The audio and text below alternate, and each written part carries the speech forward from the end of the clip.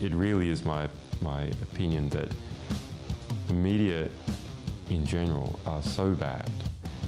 We would have to question whether the world wouldn't be better off without them altogether.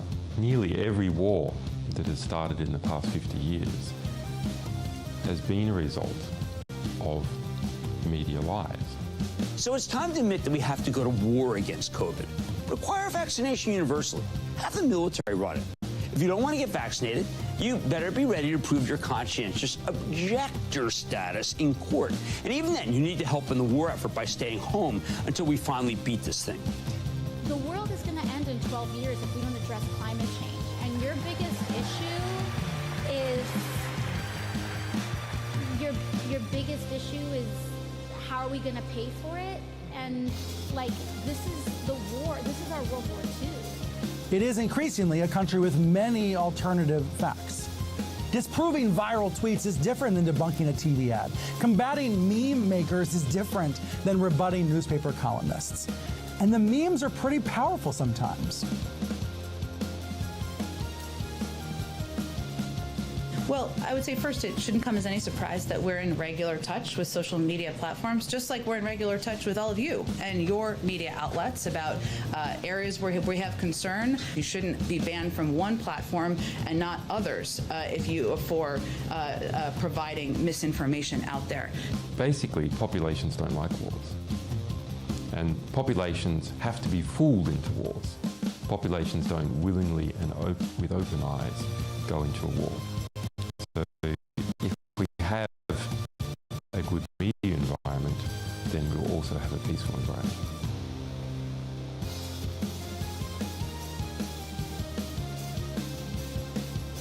An inflation profile, which looks like a hump.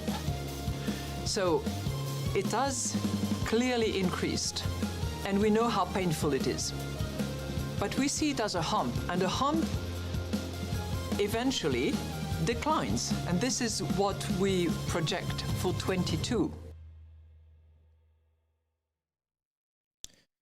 Welcome to Toxic Airwaves.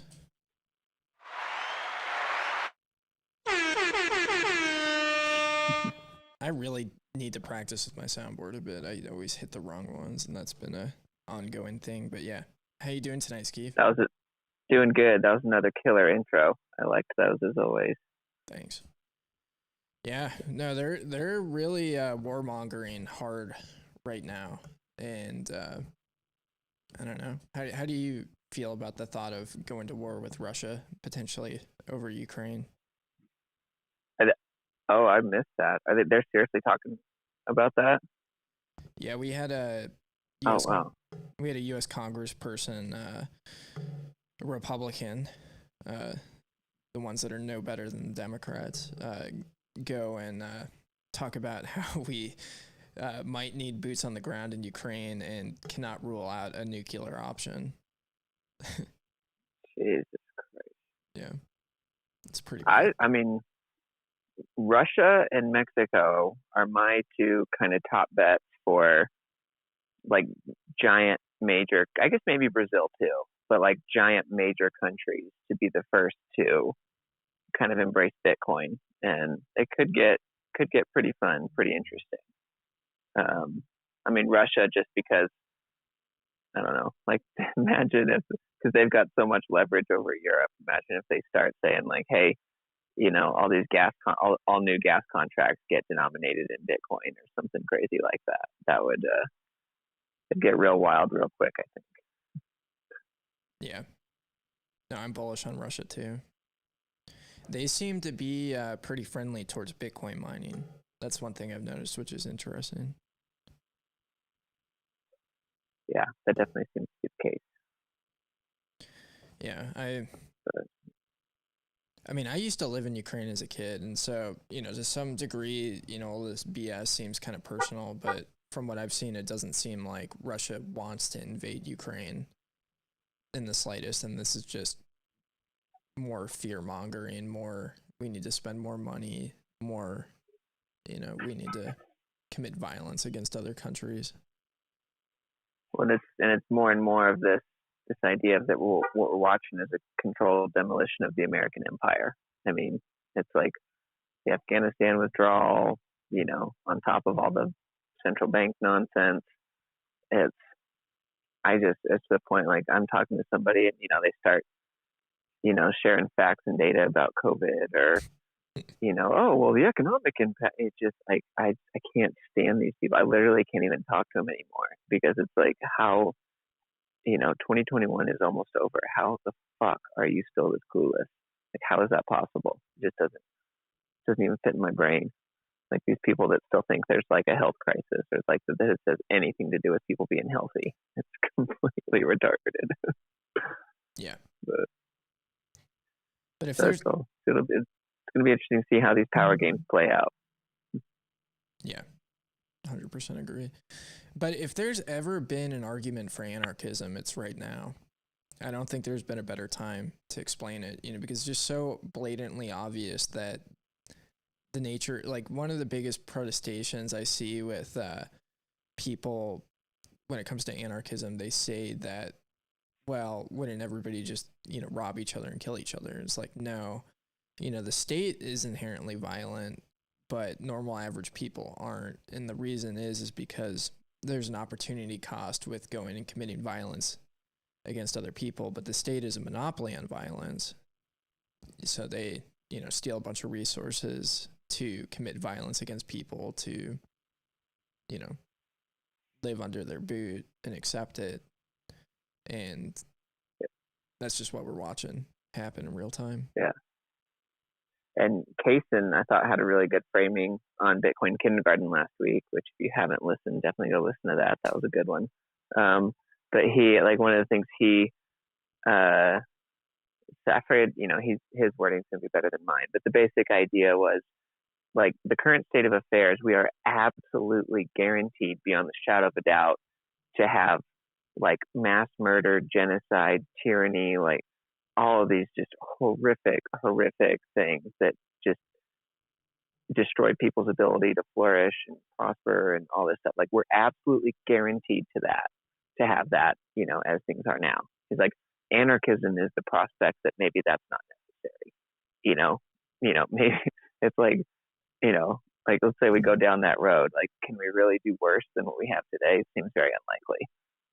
And, you know, for all the reasons we've just discussed before, there's tons of reasons to think it's going to be far superior. But the main thing, and this is a conversation I haven't figured out how to effectively communicate with normal people, is, you know, there's no longer a debate about whether anarchism is coming. Like, there's no longer in my opinion, a political discussion or anything like that. Like, it's a fact that the way that the state acquires power and resources is theft through inflation and theft through taxes. And it's a fact that Bitcoin makes theft through inflation, you know, impossible, and theft through taxes extremely difficult. And so it's like the size and scope and power of the state is trending to zero in front of our eyes, and that's going to happen. And, you know, people can dislike that all they want, but I have yet to come up to find even a remotely compelling argument as to why that, you know, not only will it happen, but it'll happen, I think, in the not too distant future.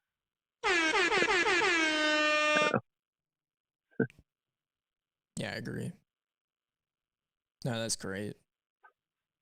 I mean, it's interesting to look at it as, like, technology is going to break down all of these governance models that, you know, we've seen in the past. And yeah, we're trending in that direction. And it's absolutely amazing. The transition period to getting there, though, I think is going to be difficult, but yeah. I mean, the thing, like, I think it's Ben Stone says this. He heard it on one of his podcasts, but he talks about, you know, the war that we have is not necessarily with the state. The state isn't necessarily our enemy, but it's the religion of statism. That's what we have to crush. And so, you know, everybody's pretty aware right now that the state is acting amok and things are pretty crazy, but what we can continue to point back to them is, like, that there's an alternative without having a monopoly on violence, without having a boot on your neck all the time. And that ties into the get on zero stuff that we were going to talk about earlier. That's kind of been sort of, I think a lot of people that don't like it, I don't want to put words in their mouth, but I think it's largely These fucking a lemmings. misunderstanding. Yeah. Well, it's like the core idea is minimizing our use and holding of the dollar as close to zero as humanly possible. That's the idea. And then, where people get kind of upset one way or the other is how exactly that gets implemented.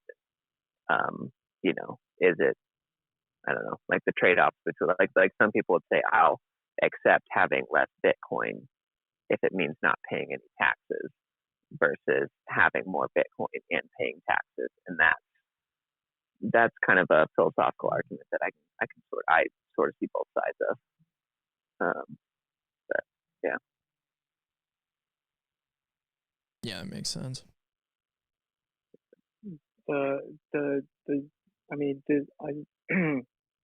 This is the right take, but there's no nuance in the meme. It needs to be get as close to zero as you can, but that's different for everybody. Yeah. Yeah, and I like the idea of not. I definitely like the idea of not holding any dollar. I don't very, very rarely in the last 2-3 years have I had a 4-figure checking account balance for any amount of time, over $1,000. Like holding, it's been abundantly clear to me for quite a while now that holding dollars is a really, really dumb thing to do, and I need to do as little of it as possible. And then, also not necessarily going to go into details on a recording, but not being concerned about what a person's credit score is, or I guess being way more concerned about acquiring stats versus what a person's credit score is. Like, it's another aspect of it. And so it's like, I initially got a little salty, admittedly, towards the get on zero guys, because it's like, that I've been in that sort of frame of mind for, a couple of years now, at least. And, very low credit score, not holding much dollars or whatever, but I would keep, $500 to $800 at a time, or $1,000 in my checking account, maybe something like that, just to have there. And then their whole thing was the checking account balance. And it was, if you don't have a $0 checking account balance, then, you're not on Fiat zero, you're LARPing, whatever. And I was like, motherfucker, do you want to hear about what I've been doing for the last couple of years? And then, I don't know. So I'm over it now, but I got a little annoyed by that aspect, like the militant focus on one aspect of it. And I think it's kind of cooled off a little bit. And I think, somebody can correct me if I'm wrong, but I think the idea is getting out there that it's about us minimizing our use of the dollar as much as humanly possible. And yeah, I agree with that, what you said, Tyler, but there's different ways of doing it. Yeah. Dave Ramsey would be totally aghast with you, Skeeve. Yeah, fuck Dave Ramsey. You had an interesting. I had a tweet about it this week, but it's like that was so disheartening. I know last night actually I was just thinking about this. It's like, how much good has that guy done? And he's about to undo all of it multiple times over. Depressing, but he was kind of my entrance into Bitcoin, as weird as that is. Because his advice until 2009 was fantastic. It's amazing. But after 2009, it broke. Yeah, it seems like I've watched some of his stuff recently, and he seems to kind of skate around the idea of inflation, which is interesting. Like, I think he's one of those people that has a lot of faith in the monetary system that it's going to continue forward, and his attitude is like, let's hack it as much as possible in a the most conservative manner possible. So, but yeah. When he's pushing people towards investment real estate, which is, almost guaranteed to be a dog shit investment this decade. mean, you talk about buying the top, like go buy some commercial real estate somewhere. Is that his thing recently?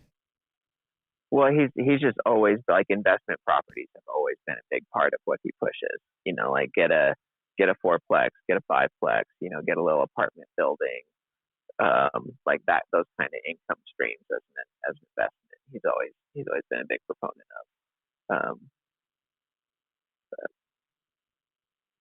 Yeah. Yeah, I just can't imagine, you know.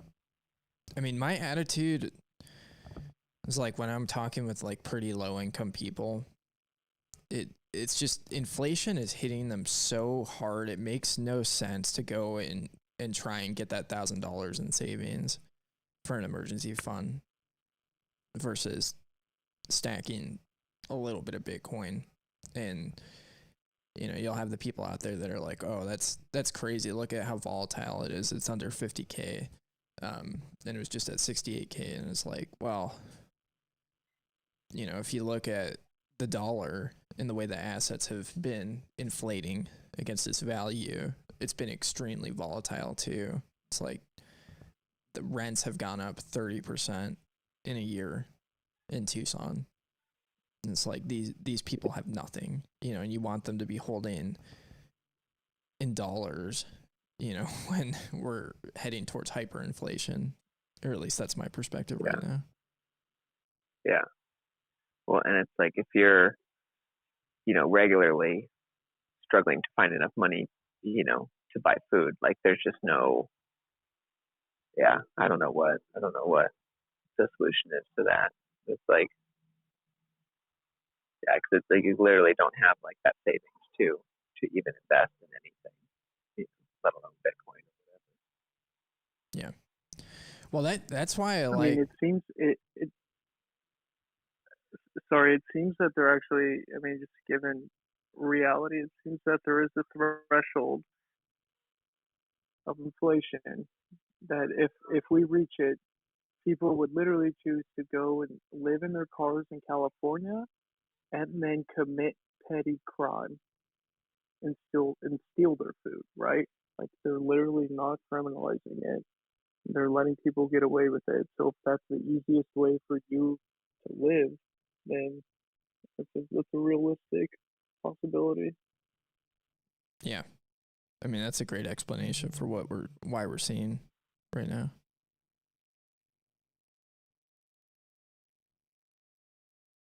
I mean, that's why I like products like Fold so much. And I know that the Bitcoin company is working on something like this too, which I'm super excited about. They're working on a rewards program for any debit card that you can earn Bitcoin back at a lot of different places like McDonald's that are typically trafficked with by low income people. And you know, it's products like that where they can start accumulating savings in Bitcoin without having to go out and actually, you know, physically go through the process of buying it. But I mean, one of the things that, you know, I think would be cool is if people are in positions to do it, is to employ people for side jobs in Bitcoin, you know, or something I've consistently tried to do is if I have a friend, and they're buying something, or I'm buying something from them, you know, to pay them in Bitcoin. I think things like that, you know, are really helpful to people in rough situations right now. So. Yeah, definitely. And I know, like a lot of, I've heard the number somewhere, but it's like a significant portion of people that use Fold, the first Bitcoin, the first app they ever get is from Fold. Mm. So for a lot of people, it's like that's their first touch. Yeah, I think I on-ramped like 5 people to Fold that was the first Bitcoin they've ever interacted with, which is pretty cool. And I think you were telling me that they were starting a lower tier Fold account where there's not the $25 sign-on fee.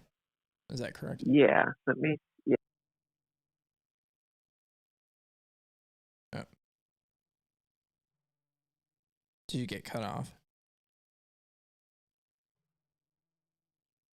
Sorry, I was on mute. I was going to say, let me see if I can find the tweet about that, and I'll throw it in the nest. There's stuff like that's really exciting to me. And I know, like, I'm becoming more and more of a fan of non-KYC services as much as possible, and I think that's going to be a major, it's the most powerful aspect of Bitcoin is no KYC and fully self-custodying. But, if you're triaging problems, like, there's a lot of people that are not going to go from poverty, no resources, to becoming, full-on cypherpunks overnight. And that's why, I think services like that are powerful, especially, in a city like I live in that has a lot of issues.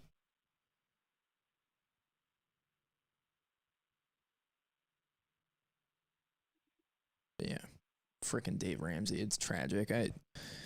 That's one guy I think it'd be cool if he got into Bitcoin, but the waiting around cheering for politicians and celebrities is such a terrible waste of time and energy and resources.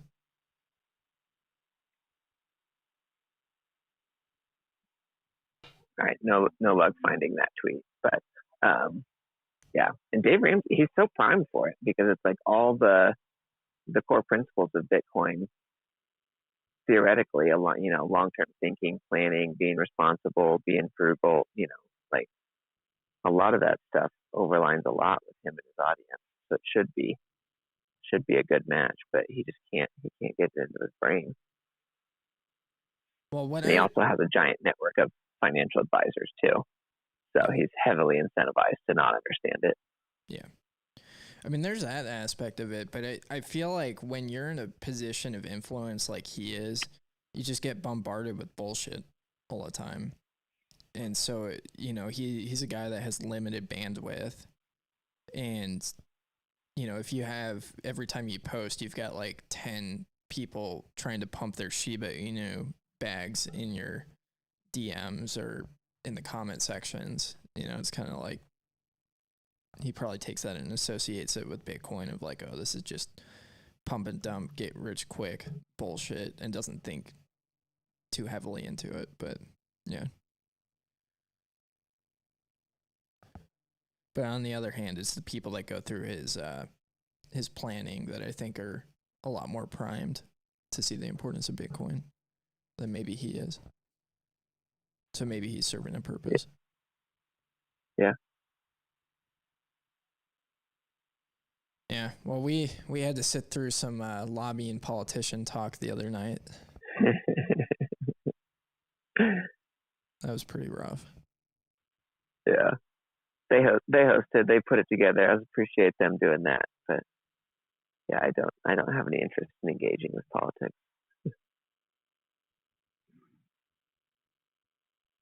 I don't know what the issue is, but I can't see the chat. Are we having anybody chat us? Oh, there we go. Oh. Yeah, there's been 2 from AK-47. Okay, cool. Yeah, it was cool hanging out with AK-47. Okay, I got the chat pulled up now. Yeah, anarchism started to make sense to me because of this hysteria.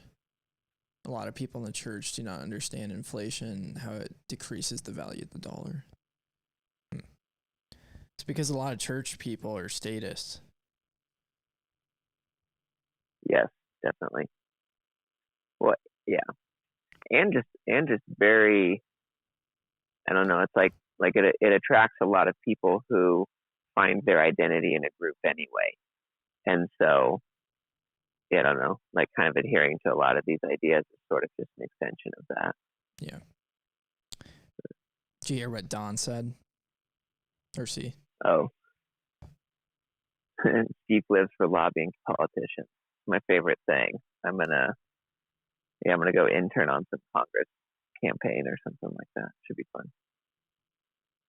If you want to be like really depressed, that's a good thing to do. Is volunteer for a campaign like that. It's so terrible. I've done it.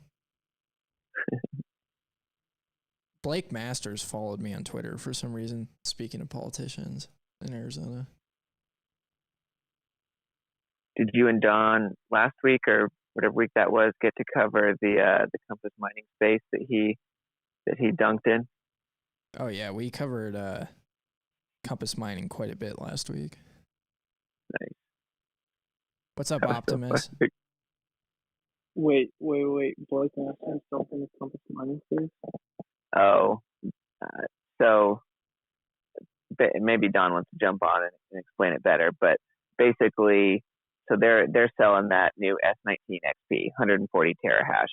Historically, Bitmain has, I believe, never launched a new machine on time, and so Compass has already had all these big problems with delays, and so and again, Don, definitely correct me if I'm wrong, jump in.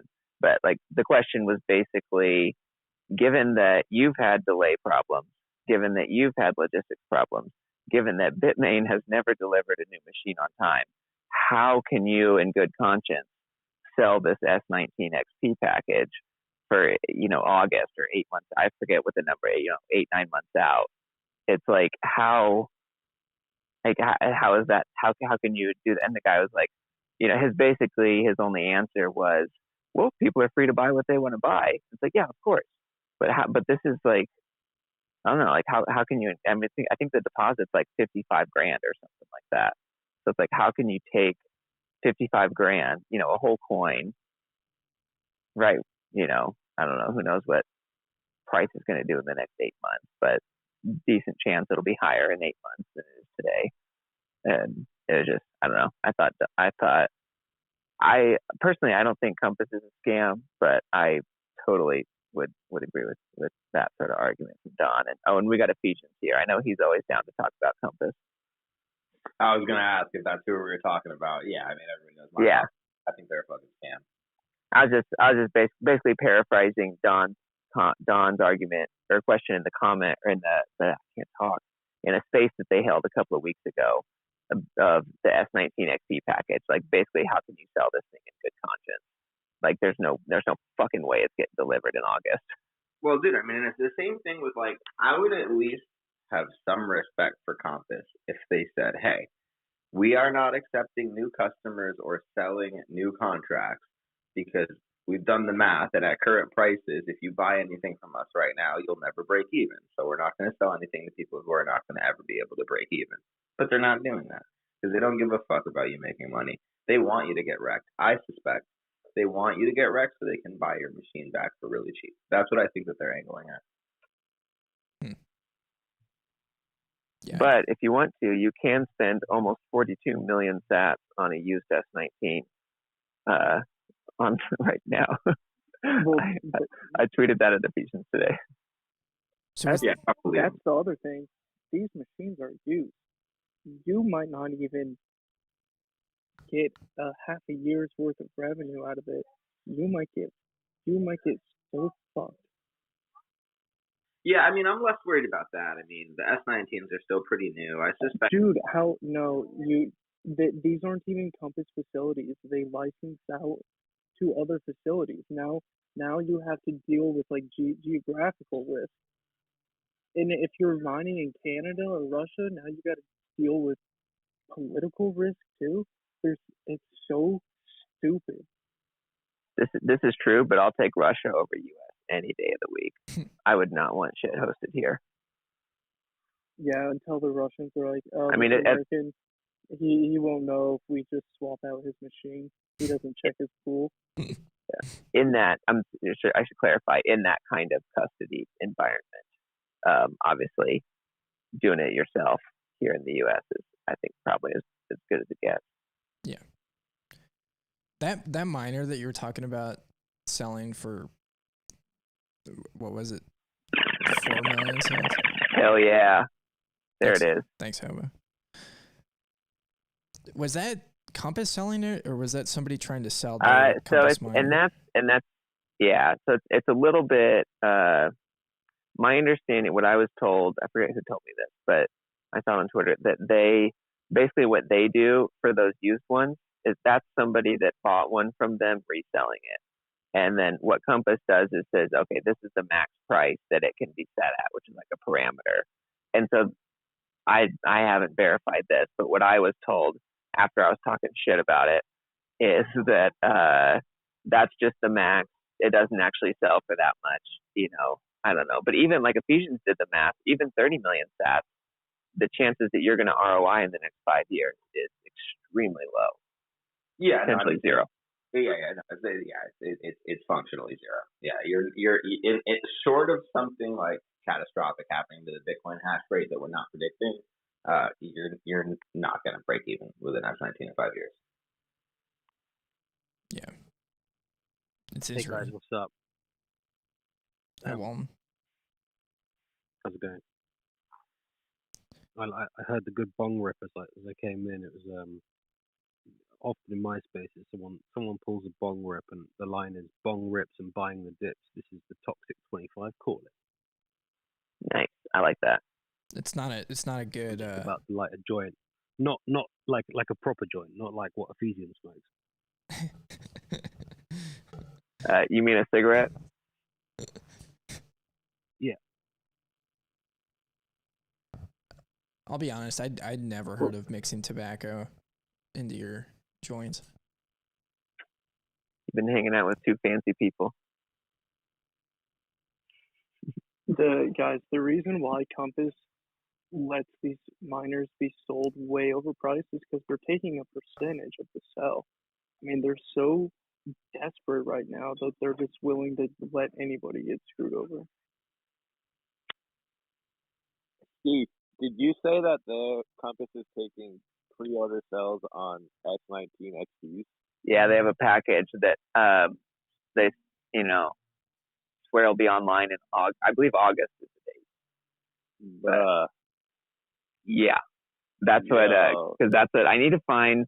I'm gonna make a clip out of Don ripping the CEO of Compass a new asshole. Please I'm gonna make it. I tried to find it. I listened to it and I didn't hear it. Maybe I was just doing something when it happened. But yeah, please do. I want to hear it. I'm gonna find it. I'll make a clip out of that. Because there was one moment where the Compass CEO. So like Don goes through all the reasons why it's a stupid idea to offer this, like how they cannot offer it in good faith, it's not getting delivered on time, blah blah blah blah blah. And the Compass CEO goes, "What? So we're just like not supposed to sell the package?" And Don goes, "Correct." Like, yes, bitch. Yeah, of course I caught that space. I looked into this like 6 months ago, maybe more, because like I'm in the UK. In the UK, we pay like 20 to 25 cents per kilowatt hour. So I can't mine at home very easily. So this is what Compass were aware of. I think they're looking at essentially trying to sell to people in areas that have expensive power that basically therefore can't do home mining, and so they offer this. Well, I think there's a couple of things. Well, there's a few things wrong with it, right? But one, like there were a few red flags as I was looking through it. One was that like they're calculating the returns in dollars, not in sats. And I think it's almost like it's guaranteed you're going to make the dollar return, but whether you make the sats return is another matter of fact. Two, their calculations for their modeling assumed a 5% monthly increase in hash rate. And I just thought that's doubling every 15, 16 months. But I don't think so. I think it's going to double in 6 months. And what did it do? It doubled in 3 months as all these new miners came back on. And then I kept doing a bit more research. Oh, wait a second. Meltem Demiras is an investor and is now on the board. Oh. Yeah, I think I'll pass. That's bad news. That's a major red flag. Yeah. Well, and the comparison is just to whether or not a person should buy Bitcoin, not like their local power rate. Also, like. But I mean, as in like that should be the base case for anything. Like that's kind of the point. Even if you're buying with Fiat or you're buying with Bitcoin, the opportunity cost is still Bitcoin because you could buy Bitcoin with your Fiat. But yeah, I agree. Like this is, but I mean, as in like if you're a Bitcoiner, and you want to kind of like, to me, miners is about the only diversification that is really makes any sense for Bitcoiners, and only in select situations. Plus, maybe you've got the tangible benefits of like low KYC, depending on how you do it. and also obviously contributing to the network, which is a passion for lots of people. But it's like I think Compass maybe started with good intention. Oh, sorry, I forgot to mention the most important thing, which is the delay.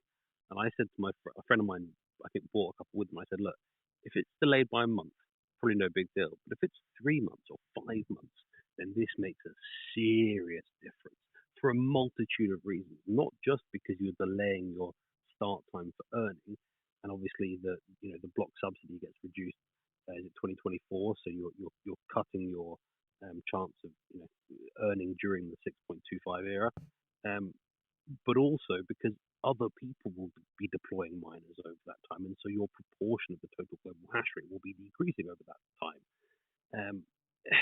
Like they just don't present it in a genuine way. They don't kind of highlight the risks. I think maybe they started with good intentions and then just got a bit greedy on the sales, and I think they knew that they couldn't fulfill it, and they went, yeah, fuck it, maybe we'll expand our operations, or we can just pay them back in the dollar amount at a later point, or some shit like this. And I think, yeah, they just got carried away. Yeah, that's probably a pretty good assessment. Got a little bit greedy. But at some point, it becomes a choice, right? Yeah. That's why we're here, to hold people accountable. Don will have to record the next time he goes on Spaces and tears them apart so I can make an anime video of it.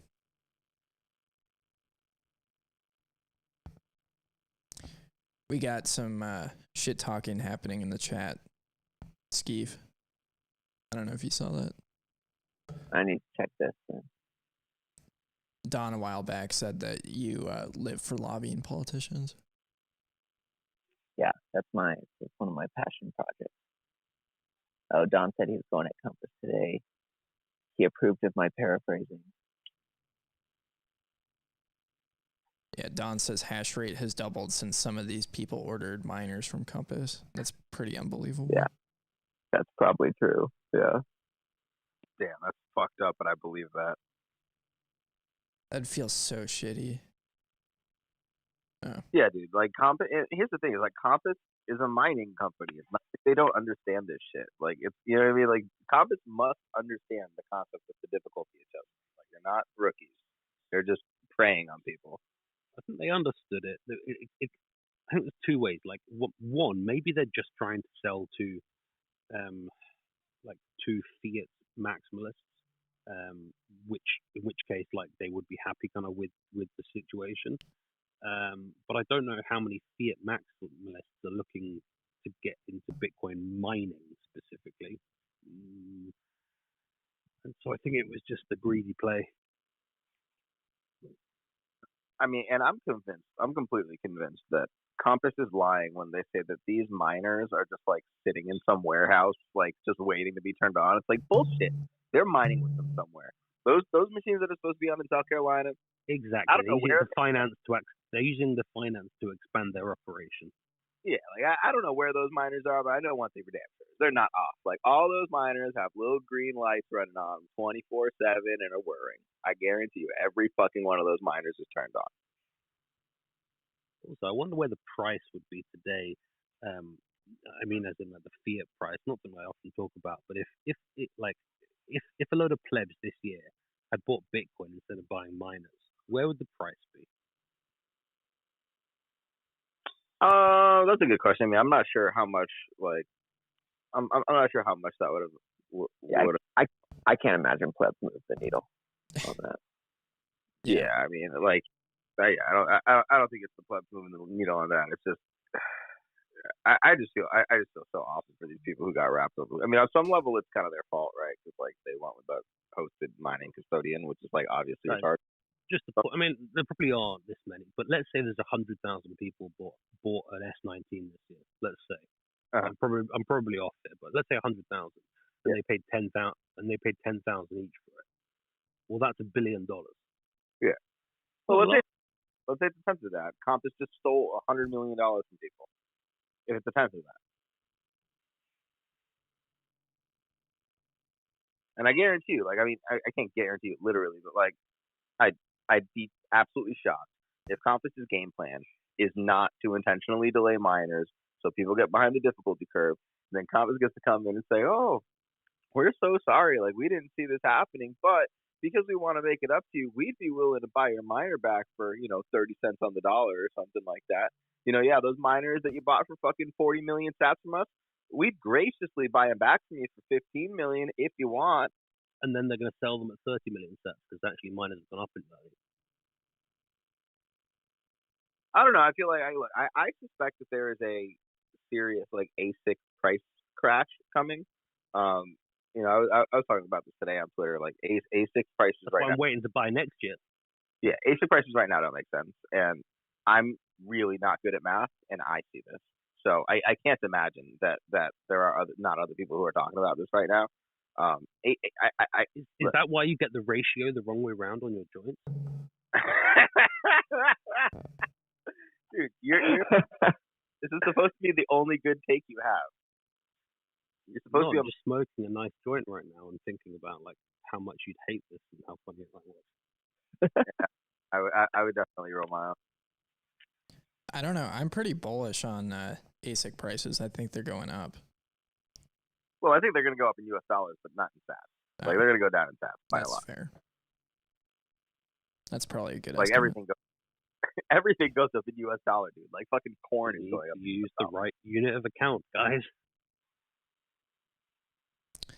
So Don says... I don't think there's any way these prices sustain. Yeah. So Don says in the chat, Wait Gibbs said on Spaces that mining will remain this profitable for 4 years. He said that 4 weeks ago when hash price was 60% higher than it is now. And that 15 to 16 million sats is a good target price for S9s right now. S19, yeah. Yeah, or S19s, yeah, sorry. And that ASIC prices are starting to drop slowly but surely. That's interesting. Yeah, I know people have mentioned that, like, I'm sure Compass has clauses in their contracts that, like, should you have any sort of a dispute that you're obligated to go through a mediator before you take them to court. But at a certain point, that becomes unenforceable. Like, I mean, first of all, a judge can just, like, rule that unenforceable.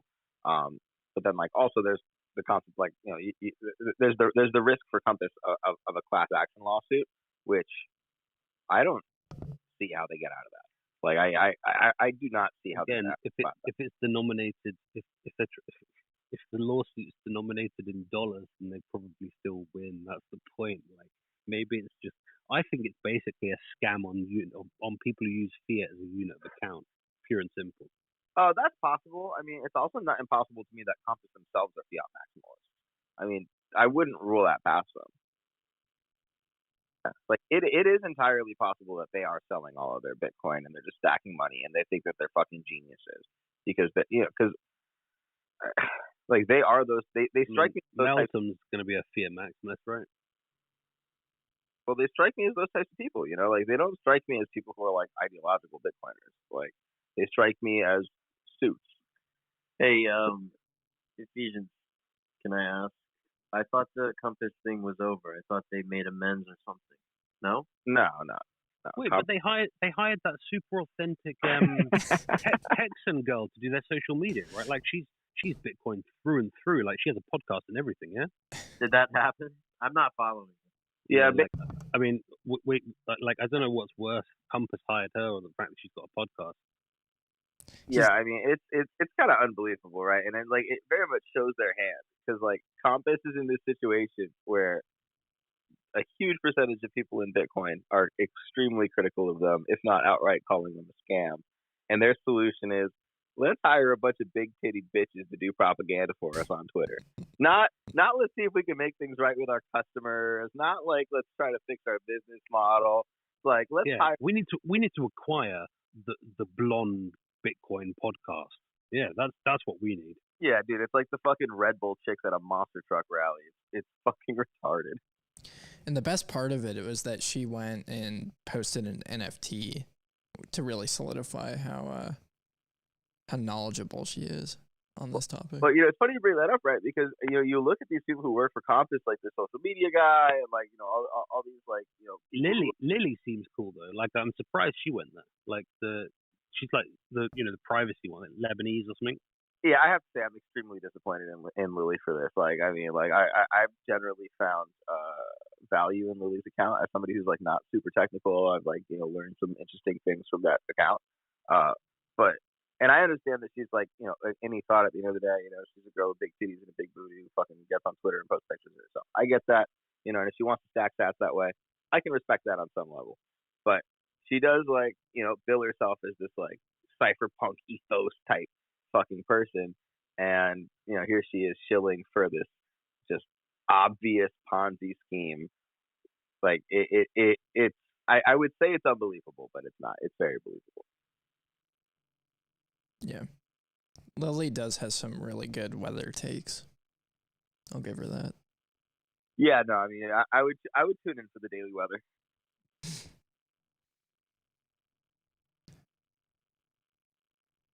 Yeah. So somebody messaged me, Icarus messaged me about the potential of Taiwan being invaded by China and how that could impact ASIC production. Just kind of an interesting theory. It's a good question. Yeah, I mean, basically all the chips are made in Taiwan at the moment, but Samsung and I believe a couple of other companies have actually pledged that they're going to be making chip factories in the United States. Yeah, I mean, my thought on the chip shortage is if it really happens, like if there is some sort of a major shortage with ASIC chips, dope. I'm fucking hyped. But I think if you're betting on that happening, you're not going to make it. Yeah. No, I mean, it's totally a potential. It's pretty wild to drive past. That's one argument why some miners think they're doing well by buying miners now, even if they're kind of overpaying for them, is because they think that you just won't be able to get them because of the shortage in the future, potentially, which I don't quite buy. Yeah, not only do I not buy that, but it's also like, it doesn't matter if you're buying them for more Bitcoin than you can mine on them. You know what I mean? Like, if you're buying a S19 for 30 million sats, and in 5 years, that S19 is only going to make 30 million sats, even if you're on free power and don't have to spend any money on OPEX or CAPEX, then, like, you're going to get fucked. Like, I mean, unless you're cool with not making a profit for your first 5 or 6 years, which I suspect no one is. And then even when you do, by that point, the difficulty will be so high that, like, you'll be making maybe, like, a few 100,000 or 1 million sats in profit or something like that. Like, you're not going to make any real profit at that point. Like, I don't know what the difficulty is going to be in 5 years, but it'll be a lot more than what it is now. That's for sure. And those S19s will look old and obsolete and stupid by then. Right. Like, the big miners will already have, like, tens of thousands of miners on order from the major suppliers for next year. Like, you getting your S19, they've already ordered the next one. Like, yeah, short of like something, like, I don't even know how to say this on Twitter Spaces.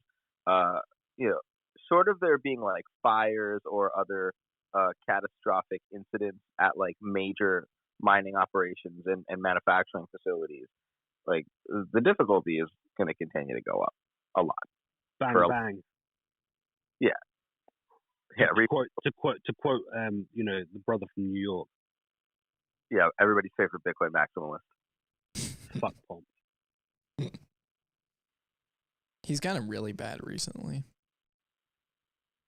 Oh, and he looks so fucking old, man. Like, if I was as wealthy as Pomp is meant to be, like, I wouldn't, like, what the fuck, man? He needs to go chill out. He's trying to be like Charles Hoskinson. He's starting to look like Peter Schiff. He's been all over the stacks bullshit. Like Miami coin, all that stuff. I still don't really understand stacks. You don't need to. It's a shitcoin. Basically, if you take Ethereum and then put it on top of Bitcoin, that's stacks. Yeah. With the utility token. Like, literally, like, I'm not even joking. Like, they actually, like, took Ethereum and put it on top of Bitcoin. It's not. So you didn't need a drive chain to implement that?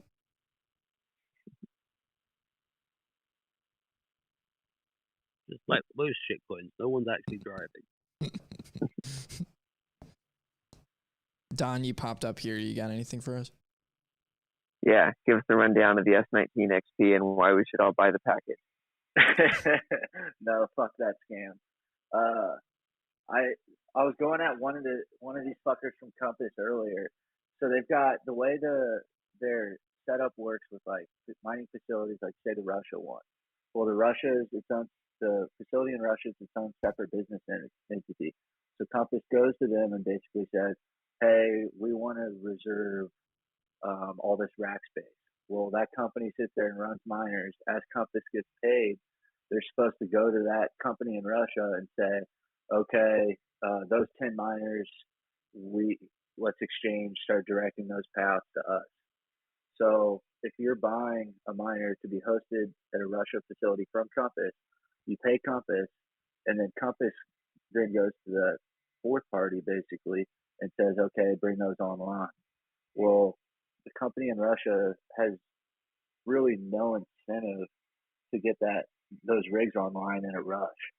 They're not the ones dealing face to face with this customer base. So all Compass can do is beg them to put these units online when in reality they have no actual power over them. So I said, okay, how do you enforce that with a company in a country like Russia? And they said, oh, we have contracts and we vet them. Well, contracts don't mean shit when you're dealing with foreign entities. They don't mean shit. You can sign whatever the fuck you want, but at the end of the day, there's no way to enforce it. And if you are going to try to enforce it and go through a legal battle of that sort on an international level, it's going to take years to play out.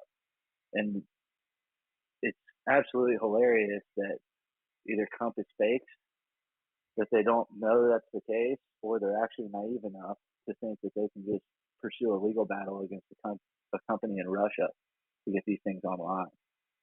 So it's another fucking dishonest bullshit scheme that they're running. It's miserable. Yeah, and they absolutely know better. I mean, I'm sure everybody who works at Compass has either a finance background or is an attorney. Like, I'm sure that they know exactly what they're doing. They don't actually think that they can enforce these things, and they don't care to. No, they definitely don't, because what they do is they just cover their asses in their contract with their customers. And so it comes down to all of these contracts that can't really be enforced.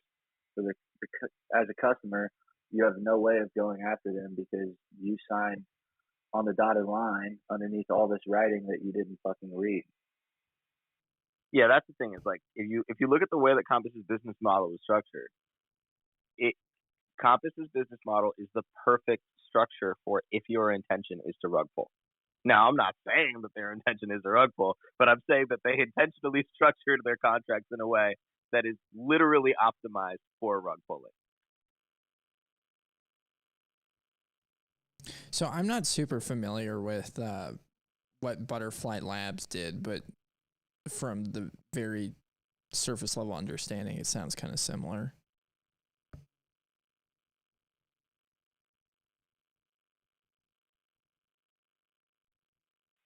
I don't know for sure either. I just know that they made a bunch of promises that they couldn't keep, and it had to do with getting miners delivered, getting rigs on the line. So I think that's where the similarities get drawn.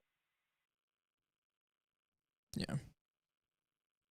Yeah, and I'm sure most people remember all the cloud mining shit too. I mean, I think that this is just kind of the escalation of the cloud mining scam. Like, it's a little bit more transparent than the cloud mining, right? Is Compass has like actual facilities that you can actually go and visit if you sign up. They just got greedy. What was that? They just got greedy. I mean, I don't think Compass got greedy. I think that they started greedy and you know, executed a plan. Like, I don't think that this was like let me put it this way. I don't think that this is like spiraling out of Compass's control. Like, Compass is stacking sats or US dollars every single day, and they're laughing at you behind the scenes. Like, I don't know how many people who work at Compass actually buy their own bullshit. Like, it's not impossible to me that, like, for example, the guy who works at the fucking marketing guy, I forget his fucking name. It's not impossible to me that the marketing guy actually believes that Compass is running an ethical company. But, you know, I'm sure, like, the CEO and, like, all the executives, I'm sure they know better. Like, because I don't buy for a second that, I was talking about this with my roommate today. We got all these ASICs that we're sitting here, and we're turning them on, and I realized today how much people will pay for ASICs on eBay, right? Because like fucking retard normies will buy ASICs on eBay instead of through somebody like Kaboom Racks, and they'll pay fucking double what it's worth, right? So I joked around with my buddy, and I was like, "Yo, we start a fucking eBay store." So I did, and I'm fucking selling S9s for $900. But we were like joking about it that like, it's not even like we're fucking sitting around on a pallet of S9s waiting for them to sell. Like, we're gonna keep them on until they sell. So we're gonna hash with S9s, and then somebody's gonna buy them off of us for more than what it's worth. And what we're gonna do is we're gonna charge a restocking fee if anybody wants to return them. We'll charge like a 40 or a 50% restocking fee. So we're basically gonna be getting paid by normies to mine, right?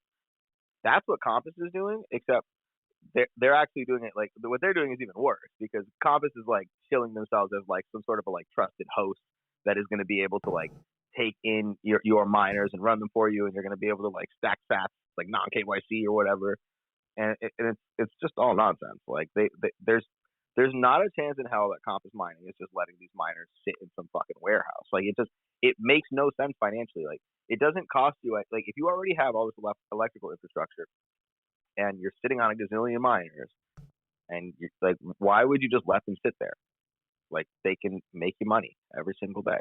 And I just don't think that there's any chance in hell that they're not doing that. And I suspect that what they're doing, I suspect that they just have some other company that is mining them, because I'm sure if it came out that Compass Mining was because Compass Mining always says, and this is the thing you'll notice, that like a big propaganda narrative of Compass Mining that I've heard their CEO say multiple times, and their marketing guy say multiple times, and their head of mining guy say multiple times is Compass does not mine our own Bitcoin. They say that all the time. Compass does not mine our own Bitcoin, and I'm sure that is true, because I'm sure that they have some other entity which is mining all their Bitcoin. Well, here's another thought that could have been playing out. These other companies or facilities, whatever you want to call them, that they're working with to host these miners, they could have just purposely delayed the entire process of getting rigs online and dedicated to Compass's consumers that purchased them, because they knew how profitable mining's been over the past few months, and they knew that wouldn't last. And so they wanted to get every fucking sat out of it that they could while the hash price was still up. Yeah. So what are the odds that this blows up in Compass's face and they pivot to Ethereum mining? I don't think that that's actually really on the table. I think what's on the table is just Compass goes bankrupt. Like I that's probably the most likely the most likely option is either like Compass goes bankrupt, or they pivot and they just are like, we're just going to become like a self-mining company, and we'll buy everybody's miners back and shit. Like I don't see any way out of this other than that. Yeah, I agree. They probably most likely outcome is that they become a self-mining company, or they just divest all of their assets and sell it to Blockstream or River, or any other company that wants to do mining. River is. I got an email from them because I had subscribed just out of curiosity for their hosted mining service, and it seems like they are not going to overpromise. That's kind of what I got. Their KYC is completely retarded, though. Like, look, they want like not only do you, so basically if you mine with River, it goes to your fully doxed and tagged exchange account on River is where the Bitcoin goes. Like it's like a boomer product. Yeah, but sure. Compass is KYC with extra steps, basically. If you want to sell your machine, you have to KYC. If you don't want to sell your machine, like you need to be very aware of how you're accessing your mining pools, your Compass dashboard, and most people do not have that level of awareness. Yeah, I think River should be a complete non-starter, just because of like why not just buy Bitcoin if you're gonna do all that stuff. I think River makes a little bit more sense because their target market is a higher income individual. Just is from what it seems to me. So it kind of makes more sense that they're allowing these high net worth individuals diversify while still being in the Bitcoin space. And I know it's like a weak diversification because it's freaking self-hosted mining, and there's tons of risk involved in that. But it makes, let me say, this is what I'm thinking. It makes more sense for River to add hosted mining as another product than it does for Compass to raise X amount of millions of dollars and then scam X amount of millions of dollars in order to just get up and running. Yeah, I mean they can both suck. Like Compass sucks, and I just like so much of the appeal of mining is it's like the control you get over it. Like if that's not a high value thing for you, like the sovereignty that it adds, the like off the books income, whatever. Like I don't like mining's probably too much risk for that person. And yeah, exactly. Well, I mean, if you're mining through a hosted provider, you're not doing it for sovereignty, right? You're just doing it because you want an ROI. Yeah. And it's like most of those people, I think, should just buy Bitcoin. They're going to just buy it on River or whatever. Yeah.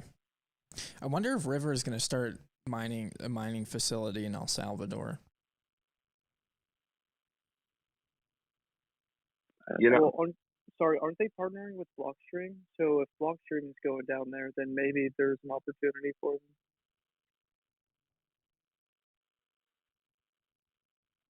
Actually, you know what? Let me pull up the email. Is anybody who can I send it to that can post it in the nest? Shit, I'll just screenshot and post it in the nest.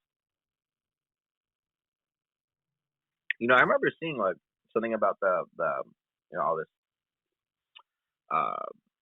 like electrical infrastructure they're planning on building in El Salvador for like Bitcoin mining and shit. And it sounds like their power cost is actually like not going to be very cheap, even though they're like making a big deal out of it, like being on a volcano and shit. Like it's a good meme, but like, I think their power cost is going to be like 8 cents a kilowatt hour or something. It's like not. Holy shit. Well, I think that's right because I know most of the energy they produce is from bringing in oil and gas from other countries. So if they really had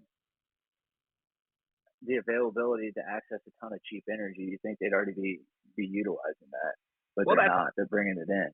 Well, that's not necessarily true, right? Because there's a lot of like dynamics at play, and it is like kind of a third world country. But like it seems to me that at least from what I remember hearing, their power cost is like really not going to be good. Not I mean it's not terrible. I mean 8 cents is not terrible, but it's like not good either.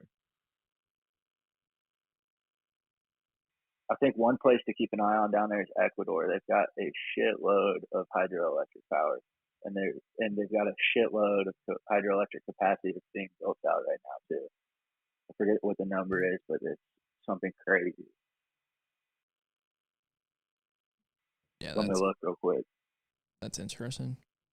I've been Hey guys, I am. How do I post in the nest? I don't know.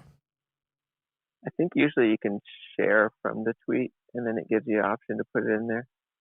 Yeah, so like you have to actually like post the tweet, and then you like go to like the little like 3 dot thing on your tweet, and then or not the 3 dot thing, like the little the arrow thing coming out of the box, like the share button, and then you can share straight to the space. Oh, I see.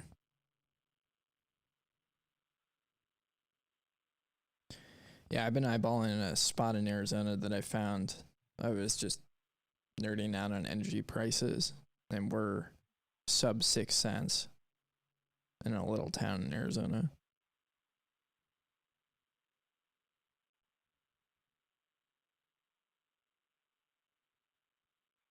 So keep that in mind. Which one Steve. was that?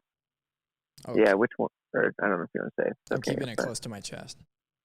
Okay. Yeah, good idea. But yeah, I mean, that's like one of the few places in Arizona. It's probably not that hard to find, honestly, but it's one of the few places in Arizona that you could probably do some pretty good mining. Nevada, on the other hand, seems pretty solid.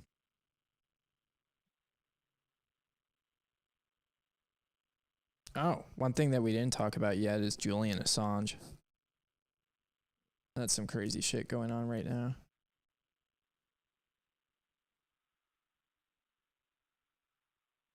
What is the final verdict? Or like, didn't he just get extradited to the U.S., right? I mean, it's like a long court hearing that's going on forever, but it seems like they're moving in the process of extraditing him. And he had a stroke recently too, as well.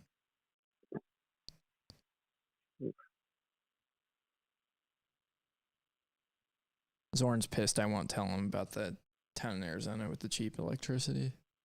It's not going to help you in Canada. Yeah, that's what I was going to say. Have you followed that, Skeeve? Followed what? The Assange story. Oh, yeah. Not so much. I thought that they were going to extradite him, that he's going to, presumably be prosecuted under that Espionage Act, and I don't know, it's like execution is entirely a possible outcome. It's amazing that it's gone on for so long that they still want to pin him for that. Like, I guess he really, really pissed some people off.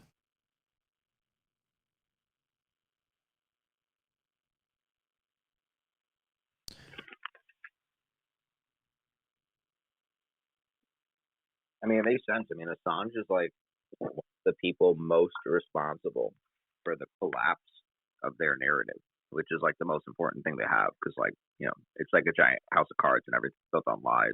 So like they have to keep an effective propaganda narrative going, and that's how they were able to sell like the war on terror for so long, for so effectively, right? Because like they had a total control over the narrative. They had every media outlet that mattered. They had every fucking celebrity. They had every source of information that you could imagine pretty much locked down, saying like, oh yeah, we gotta like go and do this war on terror thing because it's super duper important and they hate our freedoms or whatever. But Julian Assange comes around and just starts like leaking government documents and shit, and that initially was already a problem for them, like with some of the original dumbs. And then when the 2016 election cycle came around and like that whole like Pizzagate phenomenon started, I think that's what really made the deep state like lose their shit with Assange. Like they were already insanely upset at him, and obviously he was already like in functionally imprisoned. But like I think when the Pizzagate stuff started happening, and you can go back and verify this. Don't trust verify. Like when the Pizzagate shit happened is when the media went insane. Like the term fake news, for example, didn't like people think Donald Trump created fake news. Donald Trump didn't create fake news. The media created fake news about Pizzagate, which, long story short, was real, and that's why it bugged them so much. Is because look what happened with Jeffrey Epstein, right? Like it turns out that the people who steer society are all a bunch of like literal satanic pedophiles who will like fly to some Caribbean island with some shady Batman villain type character to fuck children. And Julian Assange, whether intentionally or not, ended up leaking this information to the public. And yeah, they didn't like the fact that he leaked information about the wars or like corruption in the fucking CIA or whatever. But whether intentionally or not, Julian Assange is partially responsible for a giant percentage of the public realizing that these people literally rape children on a regular basis, and that's obviously a touchy spot for them. I forgot that was even part of the leaked emails. 100% agree with that. I forgot that's where Pizzagate came from. Yeah, dude, I was part of that. But that's the emails. Dude, I was part of that whole like group of people who were like looking into the whole Pizzagate thing, and it was just like absolutely mind blowing. Like the amount of just like bonkers shit in those emails, and the unbelievable reaction from the press was, I mean, I've never seen anything like it to date. I mean, it was crazier than 9/11. Like the press went more apeshit over Pizzagate than they did over 9/11. Like by like an order of magnitude. It's absolutely bizarre. And if you look it up, go to Google Trends and cross-reference the two words, Pizzagate and fake news, and you'll see that those words not only started being used at the same time, but it went like from 0 to 100. It went from nobody was using the term fake news to overnight, every single media outlet on the planet was using the term fake news to describe the Pizzagate thing. Yeah. No, and then the way they tried to kill the story, ultimately too, is they had that manufactured crisis event at Comet Pizza where the guy walked in and shot the ground. Oh, no. It's better than that. It's much better than that.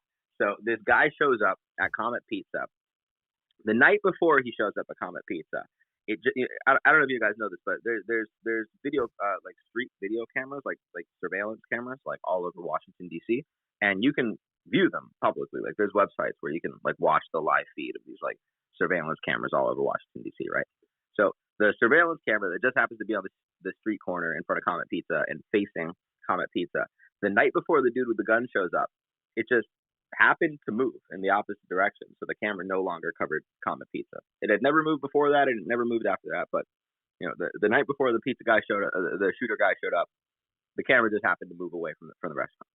The guy shows up, AR-15 in hand, drives up from, I think, North Carolina, and he goes, I've been told that there's children in the basement, and I'm here to rescue them. And he fires off a gunshot, as you said, and doesn't find any children, and peacefully surrenders to the police, and the police sentence him, and America is saved, right? Well, turns out that he actually didn't shoot into the floor. That was the narrative that came out of the press that day, but he didn't shoot into the floor.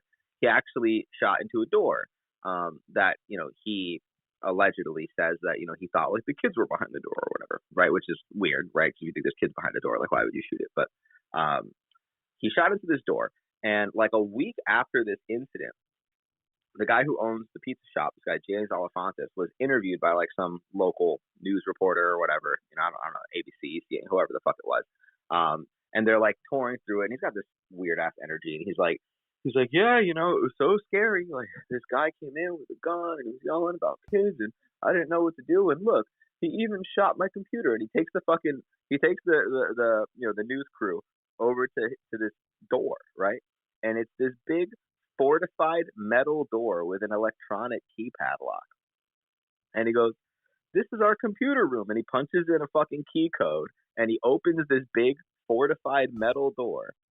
And there's just this empty server rack. And he's like, yeah, this is where we kept our computer. And, he shot the computer. So we had to throw it out the next day because the computer had a bullet hole in it. And it's like, this dude is running like a serious server in his pizza place. Not like a computer. Like this guy had like a giant server rack behind a fortified metal door with an electronic lock on it. And it was just like, yeah, like, I don't know why this guy came in and like shot our door, but darn it, we had to throw away the computer because he put a bullet in it. It was the most bizarre thing I've ever fucking seen. Sounds like a little bit more hardware than you need to run a website for a pizza delivery. Well, you might think, right?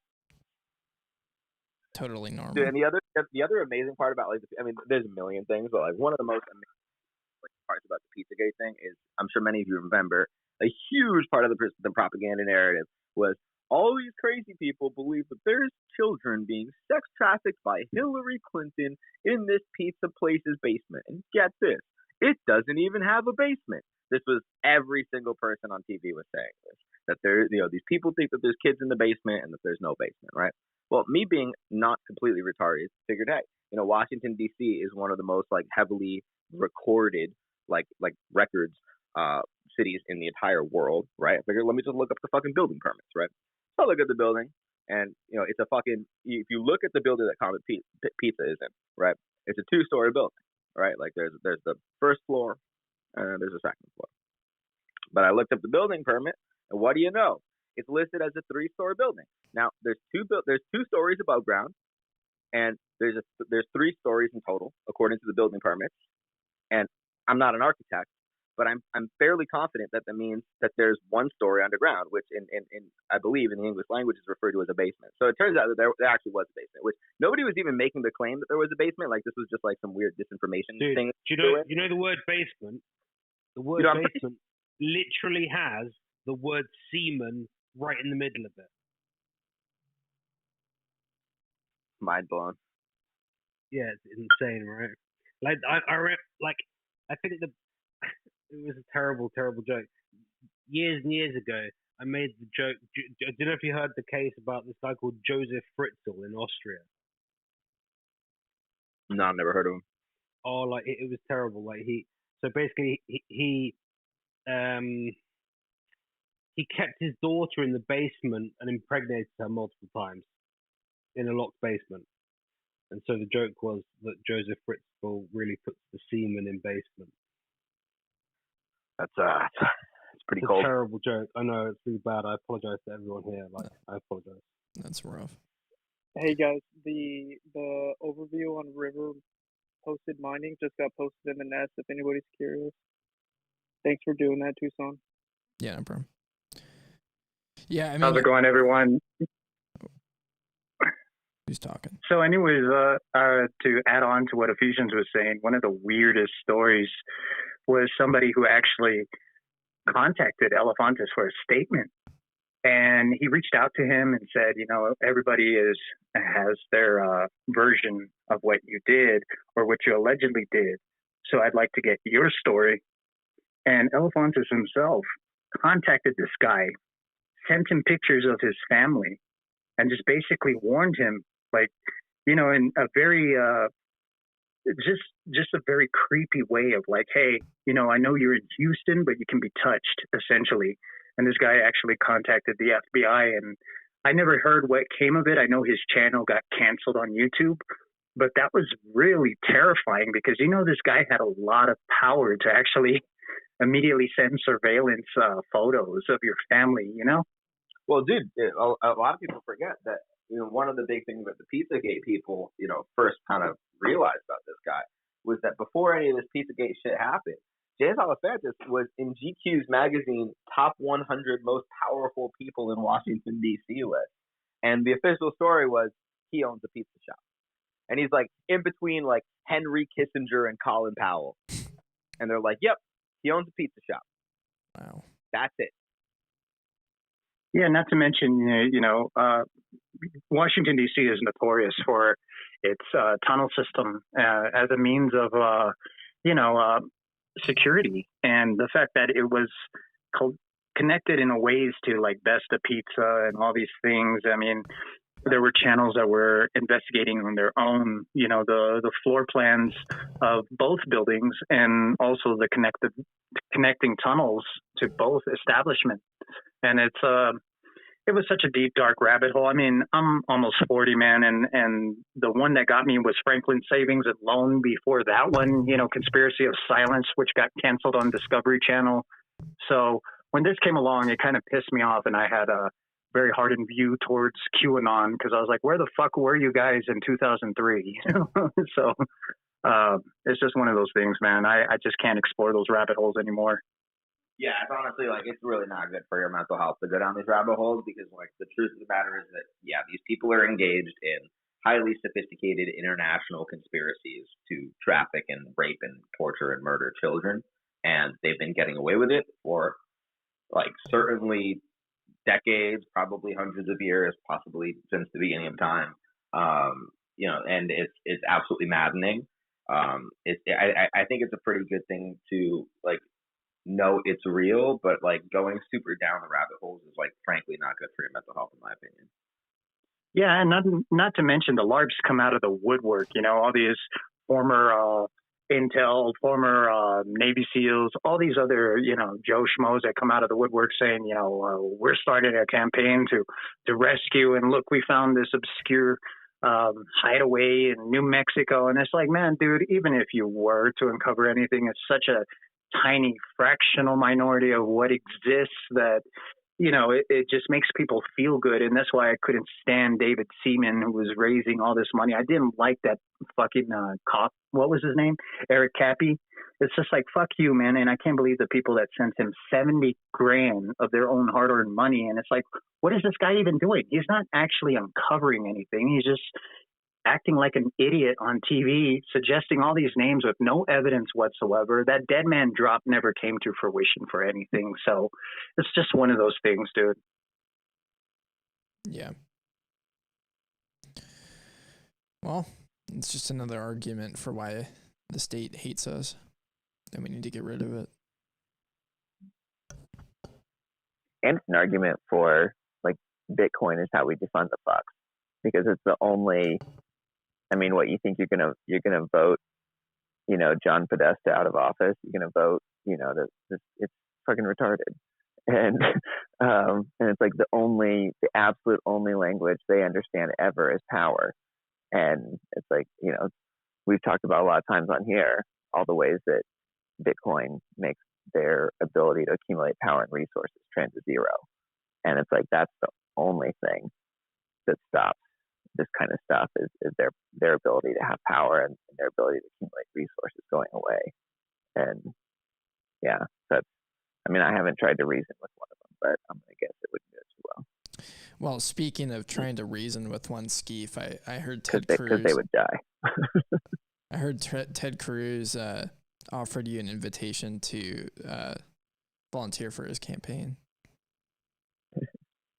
That might have accidentally got lost in my spam folder, so I'll search for that. What happens? Yeah, it's absolutely tragic, but I'm sorry. Go ahead. Oh, I was just gonna say, what happens when they realize that Bitcoin is trending their ability to accumulate wealth and power to zero? I think that's when they go for broke, man. I'm expecting a vitriolic response. These guys do not play. All you have to do to look like at a microcosmic example is the violence in Mexico. These cartels, the way that they are able to basically operate free and clear of any kind of impediment to their operations, and it's pretty disgusting. But if you want, to me, I've always been fascinated with what's going on over there. But to me, it's a perfect example of their response of what they could become. Yeah, I think the Mexico model is like actually on the table, like those roving gangs of like non-state sanctioned, quote unquote, but like just roving gangs of murderous death squads just taking out their enemies. Like, yeah, I don't think that's off the table at all. It's a model that's replicated in the Middle East. It's all these mercenaries for hire. They operate for the highest dollar, and that's basically the model that they replicate. And then for example, someone mentioned earlier Ukraine, and somebody sent me that, and I'm like, man, this has been a building story for almost 30 plus years. So to me, it's a temporary nothing burger. But at the same time, it's like you can pretty much see their color change agent operations, where they set up these paramilitary or mercenary groups, and they operate exactly the same as the Mexican cartel models. Yeah, I think they'll do it. It's really not that far-fetched, like you said. It's like that in Mexico, it's like that in the Middle East, it's like that in Africa, it's like that in many parts of Asia. Frankly, it's like that in many parts of the United States.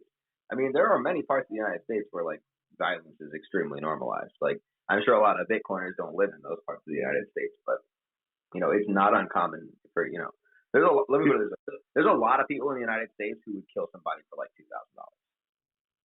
Even less, man. What I have been following, like the drill rap scene in Chicago, and it's spread to Toronto, it's spread to New York, it's spread to Detroit, and it's an absolute hellhole when in some of those districts in that region, and it's just like it's going for broke. They don't even keep track anymore of the numbers because it's just so high. Chicago is like Murder City Central. You know what I mean? Yeah, Chicago's insane. Yeah. Dude, they're not prosecuting. What was how did they define that? Mutual combat? They're not prosecuting gangs if it's mutual combat. It's ludicrous. Kind of based, honestly. Well, this is something that I've been looking into. I think as we move into this feature, we're gonna get what we want as ANCAPs, and the police is going to be so dysfunctional, we're going to have to turn to privatized policing of some sort. That was an interesting rabbit hole I went down a couple weeks ago. Yeah, you're absolutely correct. I mean, it's worked in Central and Latin America. Well, Central and Latin America, that made no sense. But you get what I'm saying. Like these privatized militaries are basically, or the collective of townships that are just tired of the crime. Of course, most of them end up becoming cartels themselves. But, I would like to think that here in the United States, there is a high moral fiber that would prevent going over to the dark side, so to speak. Dude, what? You think the United States has like a moral high ground that would prevent a degradation into violence? Just a dream that I have. I'm very cynical when it comes to these kinds of things, but I'd like to think, that there'd be. Never mind. I guess you're right. No, I'm sorry. I don't want to clown on you, but it's I disagree, I guess. Hey, there's a lot of people in here. I want to take the time and say, call your parents, tell them you love them, take your girlfriend out to dinner, go share a dance. I was in a car accident last week, and I'm lucky to be alive right now. I'm still in the hospital. I'm in the hospital right now. Just don't take life for granted, guys. Get off of zero. Get your love life off of zero. Go dance. Go make the most out of every single day. Good to have you on here, Tyler. Glad you could be here tonight. With that, I'd like to bid the guys tonight. What the fuck? I'd like to bid you good night, but take care, Ephesians. Take care, everyone here, and God bless. You tried really hard. Well done. Thanks for dropping in. Best. Go. Bye, Brave. Yeah. But it is interesting to look at how that's going to play out as far as, I think things are going to get pretty gnarly. This is a big reason why I felt it was really important to move out of the city kind of into a more rural area, less population dense, because I think, the reality, like we're already seeing roving gangs. Like I lived in Portland for a little bit. I've got some friends up there, and the stories, some family up there, and the stories are just insane. And, things are going to get crazy when, like, the state exists because they have this kind of facade of law and order, that things are under control and that there's going to be consequences for behavior. And when a bunch of desperate people figure out that the cops aren't going to come and stop them from doing insane things, I think things are going to really, while they're going to continue to pick up, I think a lot of people are realizing that right now.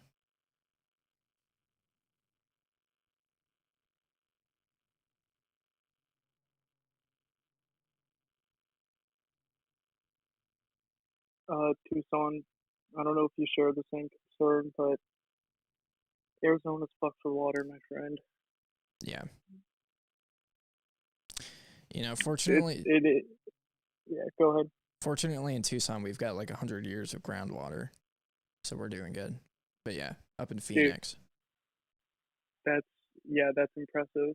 I mean, Phoenix is all funded, I'm sorry, supplied by the Colorado River. Yeah.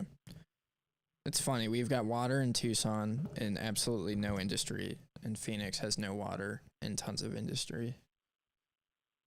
And no liberty anywhere in the state.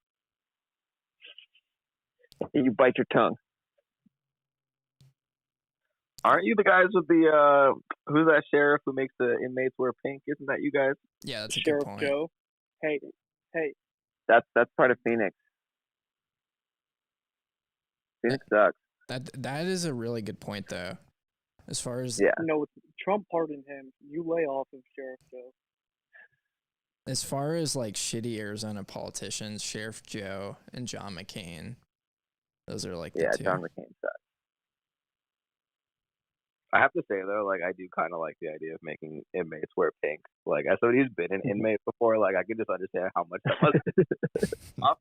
Like that must piss these guys off. So because like dudes in jail are all about being like hyper masculine because it's it's a place like full of dudes, so you're like always trying to like assert your masculinity and shit.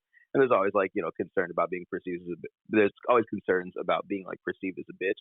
So like just making all these like super hardo criminals just like wear pink jumpsuits all day is like legitimately hilarious. Well, there's that aspect of it, which is fine. It's just the aspect of making people sleep outside in tents in 110 degrees, 24 hours a day, which is kind of messed up. Hey, man, put some hair on your chest. I've had some buddies that have gone through Tent City, and they've got some pretty crazy stories. No, yeah, I mean, dude, the American jail system in general is just like psychotic. Like, it makes no sense unless like the goal is like to just destroy people's lives, which I mean I think it probably is. Yeah, another controlled demolition. Yeah, like dude, the prison like jail system is like it literally exists to like whether or not it's intentional, which I lead towards it is, but like in practice, like it just takes people who. The problem is the 13th Amendment.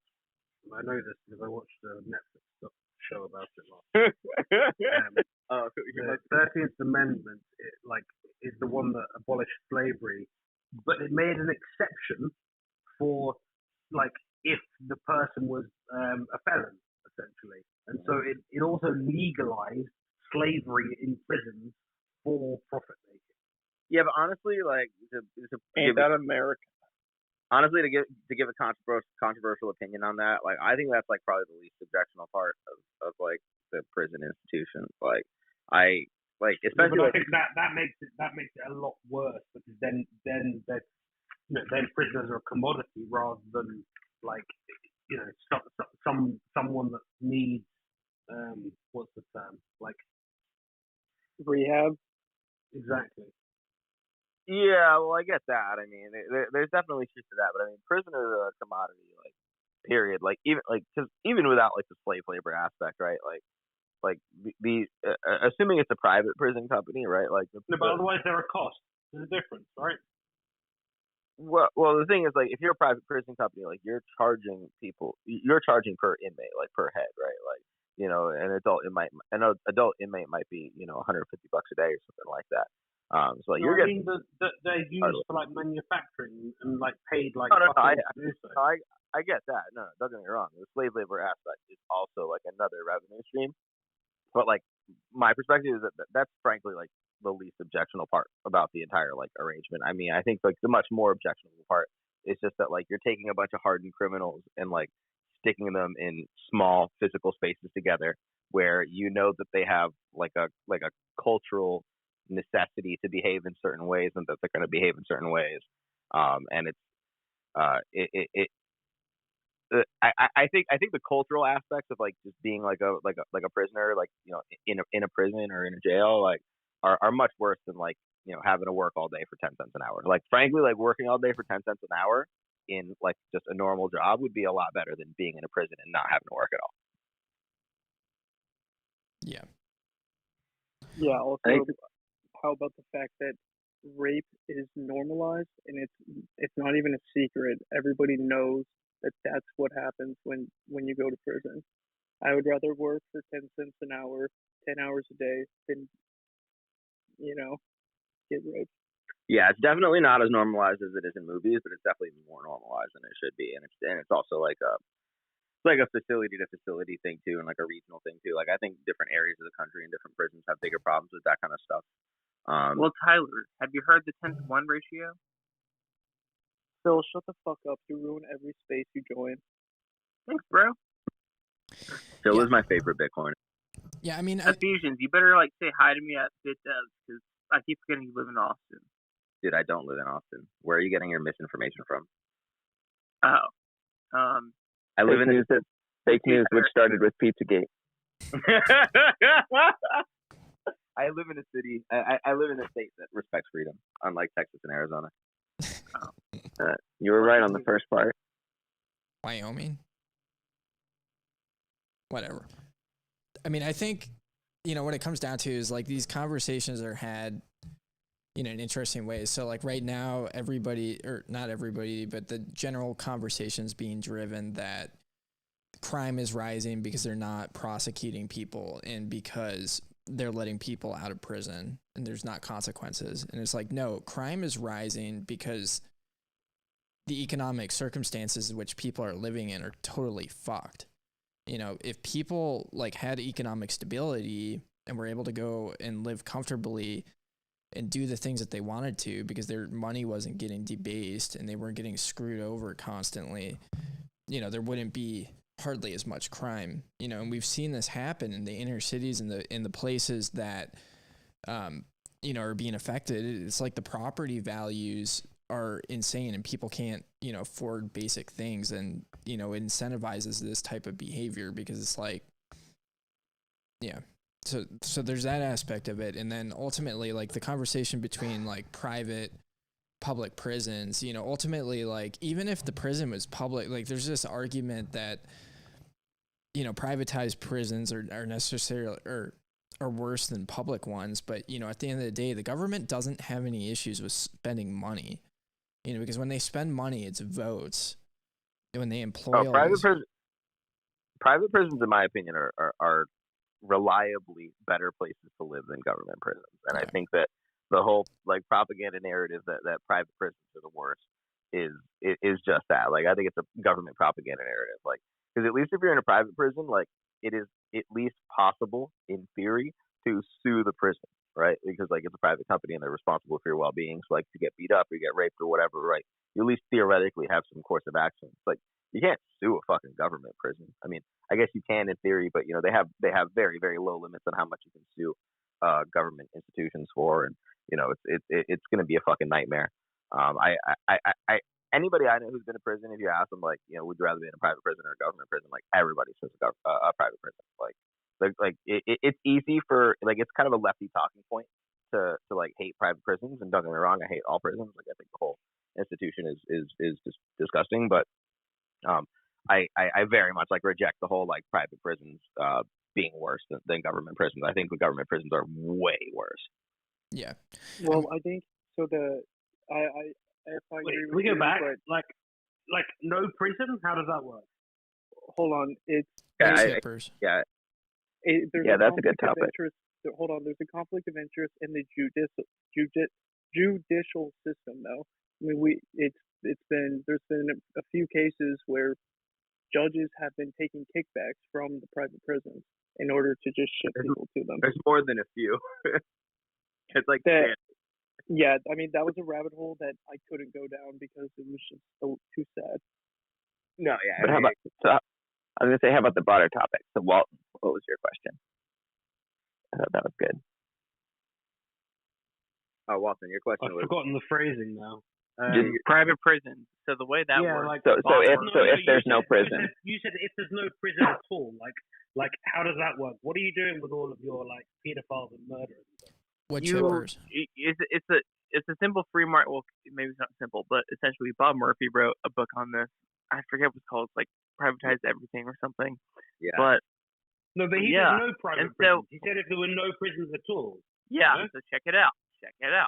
Basically, you send them to like a gulag to like actually do work. Not a gulag. That's still a prison. But you send them still a prison. Hey, Walton, chill out. Hey, chill out. You basically just give them jobs and you just keep them on like house arrest or some shit. But you put them to work essentially. Is the argument no prison though? Like I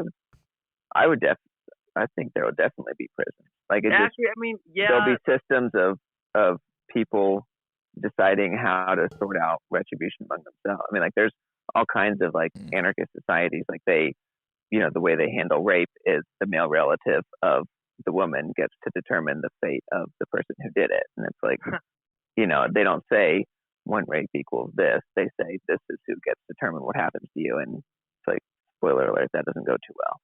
Yeah, essentially, like Murphy made the economic argument where basically they should bring back stocks. They should bring back the stocks for people. Like stocks. And like, when people get like, they get tight like in the like wooden thing, they're like in the public square, and someone can come and like smash fruit into their face and stuff like that, and like, and swear at them and stuff. But like, there's still some guards there, so they can't like just kill them. So It's like Big Clout, but for prison. I mean, I definitely like I am an advocate for completely abolishing prisons. Like I think first of all, it depends on like how far down the rabbit hole you want to go as far as like anarchism, right? 'Cause it's like, what are we talking about? Are we talking about in an anarchist society, or are we talking about like in the context of the state existing, right? Like because in an anarchist society, that's a whole other conversation. But like, let's say in the context of a state existing, I would still be in favor of abolishing prisons, and I think that the way it should probably work is I mean, first of all, I think forget the legal aspect. Like, you should kill pedophiles and rapists. Like, I think like that's like a moral, like, positive good. And, like, people should do that more. I'm in 100. you know, but then like aside from that, more broadly, like how to deal with like actual crime, and I don't mean crime like things that the government says are illegal, but I think the things that are like philosophically crimes. You know, I think the way to deal with that is just to not basically like, you know, you can do what you want, but you can't do it here. You know, like I think we should deport people instead of putting them in prison. Like I think it's far more moral. Like if you, like, let's say you get caught stealing, you get caught, you know, committing fraud, or like, you know, whatever, you know, kind of like normal levels of crime, I think we should just put you on a plane to some shithole country and fucking send you away. Like I think that's and people say, oh, you know, the Ephesians, that's so fucking immoral. Like how can you fucking do that to people? It's like, well, I think it's a lot less immoral than locking them in. But how do you pick which one? How do you pick which one? Whichever one's poor enough that they can't do anything about it. It's so random. Yeah, pretty much.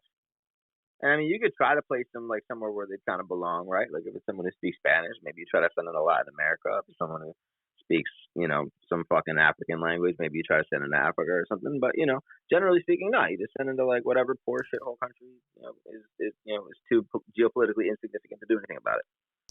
Cheaper to send them to So like California, if they and speak it's English, basically you the send same them to result. Canada, yeah? Actually, I don't know who just said that, but I like that idea. Just sending them to California. It was me. Well, I said go to Canada, but California works as well, I guess. Yeah. Yeah, I said it's cheaper. I to wouldn't send them to California. I wouldn't send someone to Canada. That's like cruel and unusual punishment. I wouldn't do that to somebody. Yeah, it's like that defeats the whole argument of talking about abolishing prisons in the first place. Yeah, exactly. It's like I want them to not be here, but I don't want to genocide them. So Hey, Australia's got quarantine camps. They'll take people. They can get back to their penal colony roots. And you know, just to get back to Phil's point, I think the argument that Bob Murphy makes, like to get into that more specifically, because I'm pretty familiar with it, is not so much that there would be prisons, but the prisons would basically be voluntary, because basically all private property owners would have like clauses in the contracts that they sign with people that basically if you participate in certain types of things, or if certain, like let's say insurance companies deem you as too much of a risk because of certain behavior that you've engaged in or whatever, basically you wouldn't be allowed on the property. And basically the way that it would work is that, you know, all the private property owners would forbid somebody from being on their private property, and they would be, you know, liable to be physically removed. And then the only place that they would actually be allowed to go is basically like a voluntary prison where they would, you know, have a cell and a job and shit like that. I think that's like, you know, it's logical, like it makes sense. I mean, it's kind of like really, really, really high on the libertarian autism spectrum, and like I don't know how long it would take for something like that to actually manifest in the real world, but I think that that's the argument. Yeah, that's Works for me. interesting. I don't know, sending them to California. I like California because it's fucked up, but it's not as fucked up as sending them to Canada. Yeah. There's a lot of people out there. It always amazes me how many Californians there are that really struggle to see how much their state sucks.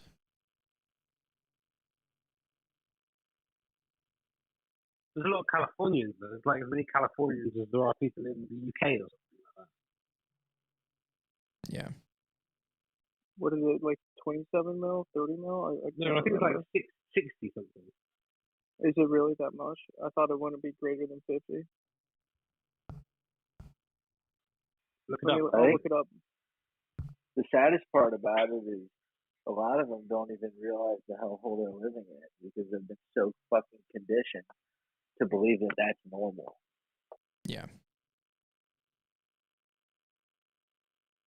I mean, it was amazing. Like, I moved to Arizona from Cook County, Illinois, and just, I don't know. I can never go Well, back. think it's 40 mil. What'd you say? Are you a Lightfoot kind of guy, Tucson? Hell yeah. I'm impressed. Maybe a third of the state have already left. To be fair. Like everyone hates California, everyone's left.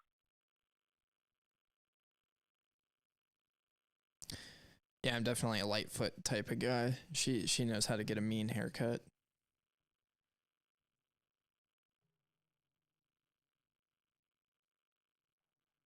Hey, California 100 years ago wasn't a shithole, though. That's I true. mean, a lot of people built wealth, generational wealth for their families, not just mining for gold in the gold rush, but selling services and supplies to other people who were going out there.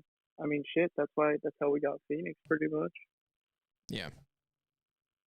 Now, California a while back was an amazing place to be.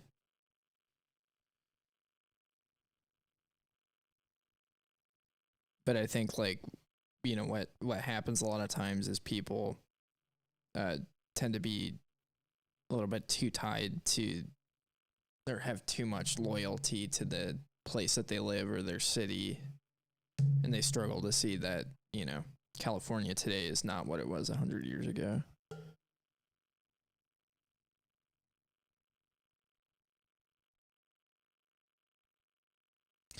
I had a chat question I'm going to go back to. So I've got some thoughts on this. So Lurk was asking, he's curious about thoughts on Ross and the NFT Ethereum stuff. And, you know, I know Lynn Ulbricht, and, you know, the thing I'll say is that guy is like living in prison with, you know, the likelihood of never getting out. And he's just grasping at straws. So I'm going to give Ross a pass on this one.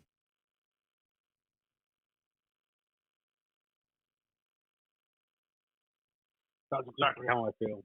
But otherwise, fucking fees. Fuck it. Yeah, I mean, I almost feel like it's a reflection on, you know, us, and,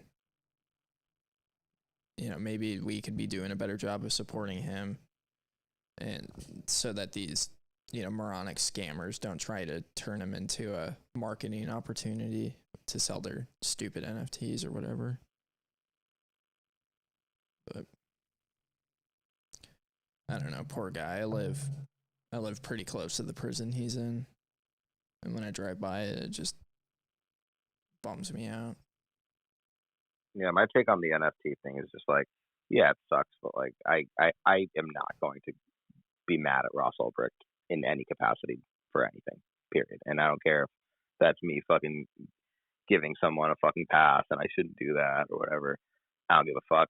Like it is impossible for, I mean, it even if you have been to prison, like it's not possible to like to know, like you can't truly understand like what somebody who's facing life is going through psychologically. Like even if you have like kind of long sentence, like knowing like I'm gonna get out in 2 years, I'm gonna get out in 5 years, or I'm gonna get out in 10 years, like at least like, you know, people get comfort in that. Whereas like knowing that there's a very high likelihood you never get out is like the highest form of psychological torture, and I can't, you know, I can't feel bad enough for the guy, and I'm not going to participate in shitting on him at all, even if I think NFTs are stupid. Yeah. Yeah, no, I totally agree. And like, if you talk to Lynn, you know, she starts talking about what he's going through because she sees him and talks with him on a regular basis. It's nuts. Yeah. Tucson, is he out in Stafford? Is that the prison he's in? No, he's in Tucson. Whatever prison's on the south side by the I-10.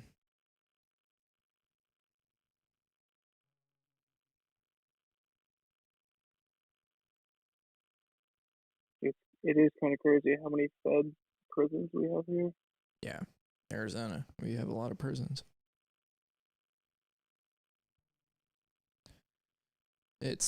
Yeah. No, I like how you put it, Ephesians. I mean, it's just like, when you're in a position like that, you're going to be trying to grasp at straws. And I think one of the things that makes it worse is like he got pretty close to getting clemency recently and then just got caught up in more bullshit with the justice system and politics. And, just that, yeah. Skeef's having issues with spaces, I think. Yeah, I think I saw Skeef post on something to the effect of like, we haven't been successful with Bitcoin until we've gotten Ross out of prison. I definitely feel that way. Like Ross is like the first like Bitcoiner who actually did something like dope. Other than Satoshi, I guess you could say. Yeah, I mean, that model is super interesting. And it can be applied to a lot of things outside of, physical goods and services. But yeah, dude, Ross is literally like, I am going to create an online drug empire because drugs are moral and like people should be allowed to exchange them. And it was awesome. Like it really was awesome. Like Ross created something that was unbelievably useful, and people got a tremendous amount of value out of it, and even more importantly, it kind of reduced violence. What was that? he said it reduced violence. Yeah. Oh yeah, definitely. I mean, well, dude, I tell people all the time. I mean, unless you live in a city with like particularly high quality drugs, and you have a particularly high quality contact for said drugs, you are better off buying drugs on the internet than you are on the street, like reliably. Like you can get very high quality, very affordable drugs on the internet. It's amazing. Like it really is. And the supply chain is probably not as littered with crime. People are like, a lot of people are like, legalize, everything. Sorry, I forgot what I was going to say. One argument for legalization, though, is that it would clean up the supply chain because it would make it a legalized industry. Like you would grow everything in the States, produce it in the States, and you're not going to have mules carrying anything over. You're not going to have to involve children in the process. Yeah, and then there's not going to be the aspect of fentanyl getting put in literally everything and killing a bunch of people. Because you're going to know what you're actually getting. What's going on, Clancy? You missed all the Pizzagate talk earlier. Hey guys, what's up? I know I'm sorry. Is Joe sobered up yet? I don't know. It might take a few days to get out of his system. Was it last night? 2 nights ago? I can't remember. Clancy, what's this post I see about a 200-mile wide tornado? Like, is that actually real? Like, that happened? Yeah, a tornado hit like Tennessee, Missouri, Arkansas. They're like stretched across 4 states. And the reporting it, they're like, yeah, this is a rare. They called it some kind of like quad something tornado. And it killed a bunch of people. Like in Kentucky, it killed like 50 to 100 people. And they're like, unusually high temperatures is causing this. I'm like, the fucking state's dumping aluminum barium in the fucking sky. What do you expect to happen? When did this happen? This past week. Yeah, let me see. Like 2 days ago. Wait, but is the claim that the tornado is 200-mile wide, or that there was like a bunch of tornadoes in a 200-mile wide like area? No, a 200-mile wide tornado. That's what they're saying. Okay, yeah, that's obviously insane. Like, if that's actually the official story, that they're just getting lazy at this point. I can't even wrap my mind around that. Yeah, I mean, it was on like the clips I've been seeing are from like the Today Show and like Good Morning America and shit talking about it, and I'm like, what is? But people in Arkansas died from it, so I mean, it happened. Isn't a 200-mile wide tornado just a hurricane?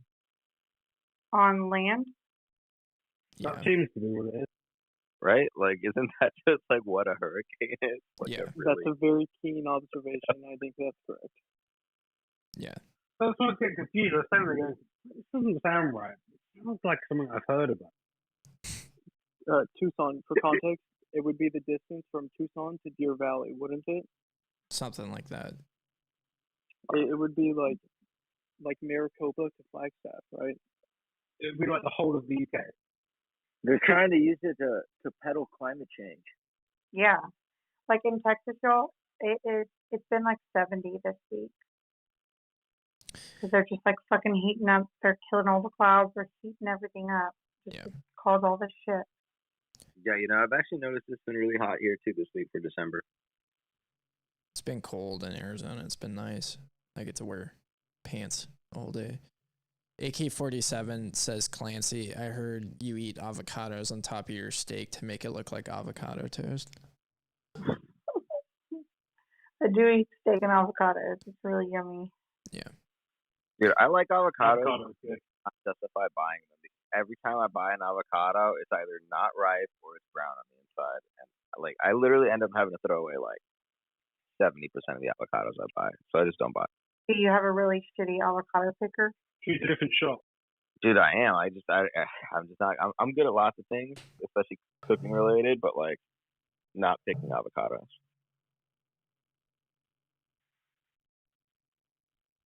I don't think a 200-mile wide tornado is even possible.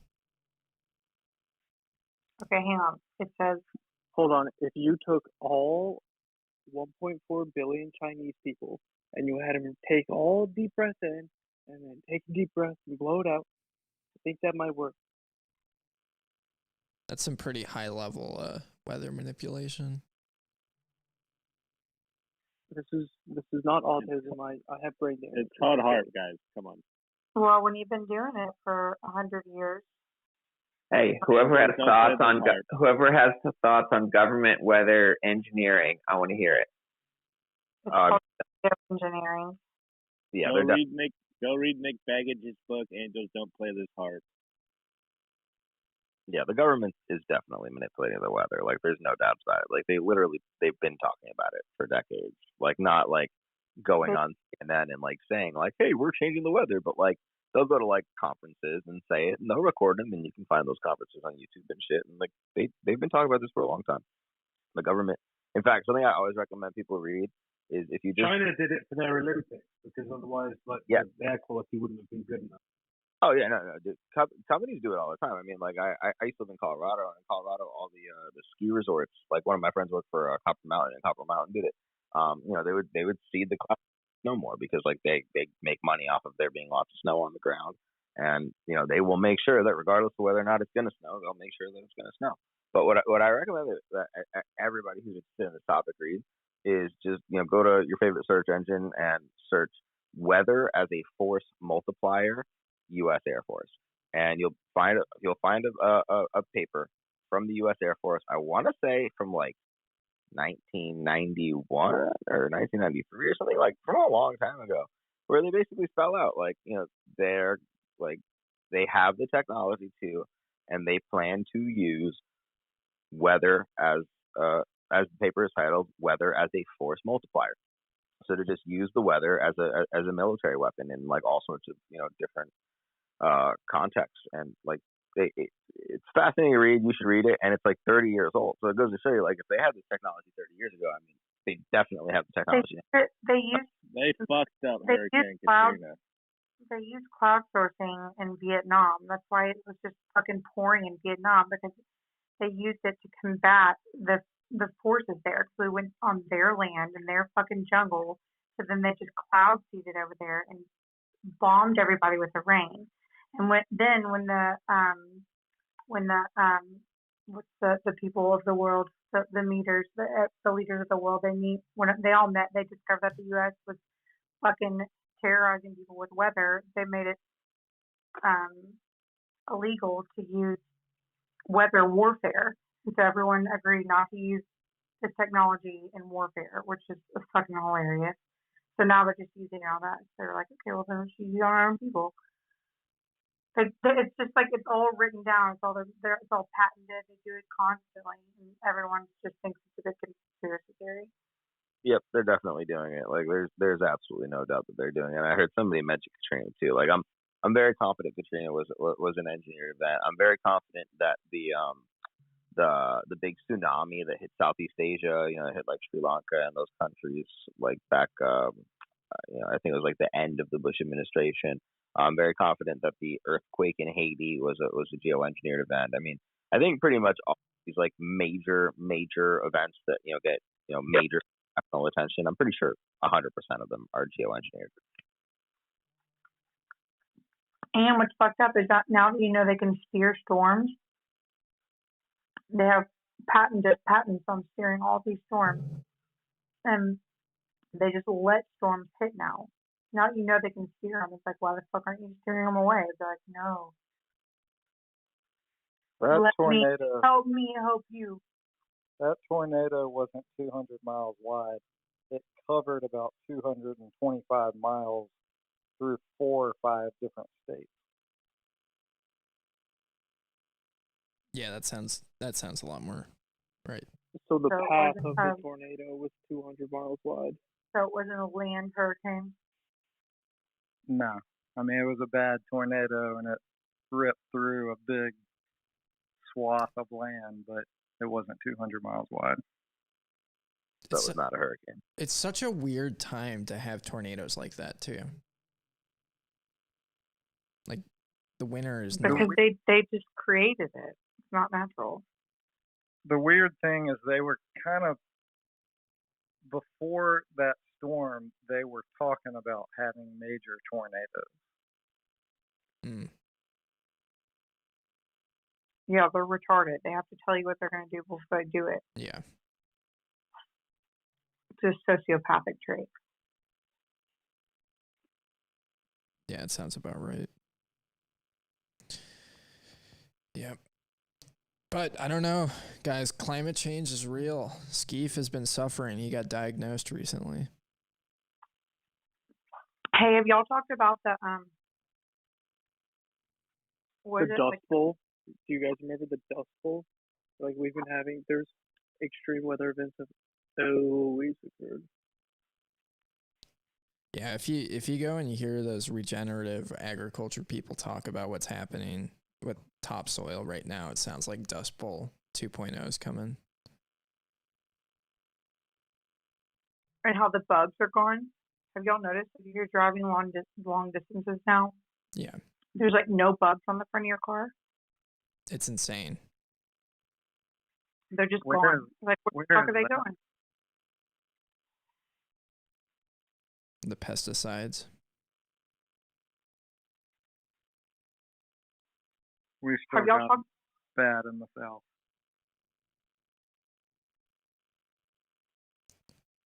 Have y'all talked about the hackers in Brazil that hacked the vax passport system? I can't. Sounds pretty base.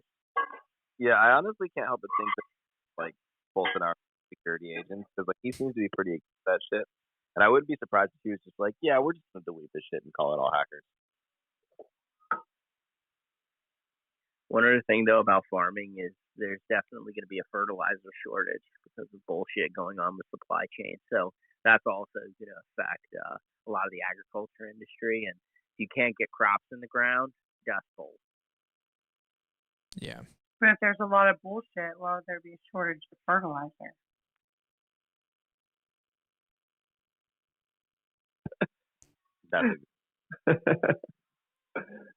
That's a good one. Yeah, I've noticed recently that I saw that article somebody posted on Twitter where I forget which corporate media outlet was saying that you're bigoted if you don't support the eating of bugs. And then, recently I've seen a lot of advertisements for they're now selling eggs that are not eggs and are instead made out of plant-based crap. I've seen plant-based everything. It's crazy. Yeah. Why do they make it look and taste like meat? It's the transition. I guess is it for trans people?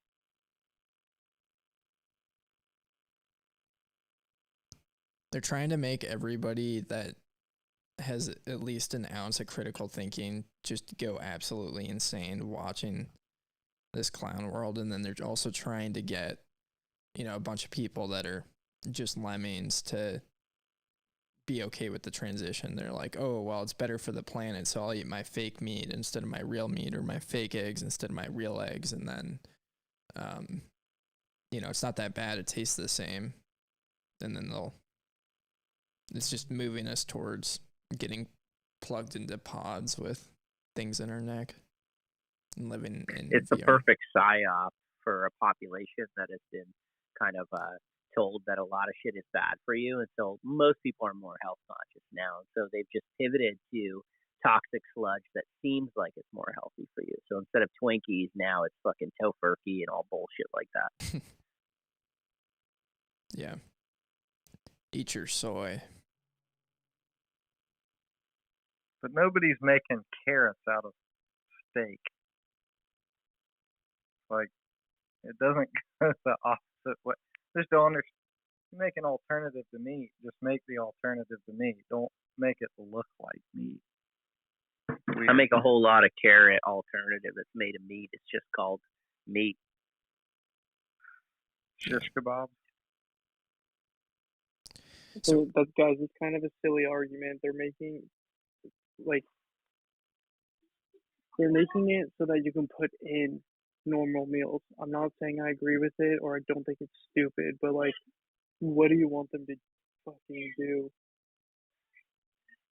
Not make it. Yeah, other than that, I agree with that. Did you just make an excuse for them? No, I'm just saying you guys aren't really putting a lot of thought into this. Don't make fake meat. Go make fake macaroni. Fucking idiot. It's not even about that. It's the fact that if people want to be healthy, they should just eat real whole foods, not processed bullshit. It doesn't matter I'm not arguing against that. I'm arguing I know, against but I'm just saying that's why we're so adamant against it. It's because it's guising as health when it's fucking bullshit. If you want to be a vegetarian, that's totally fine. But it's like eating fucking Tofurkey is not healthy. Yeah, right. I'm not Things saying where the it is. fewer I'm just ingredients saying, are better.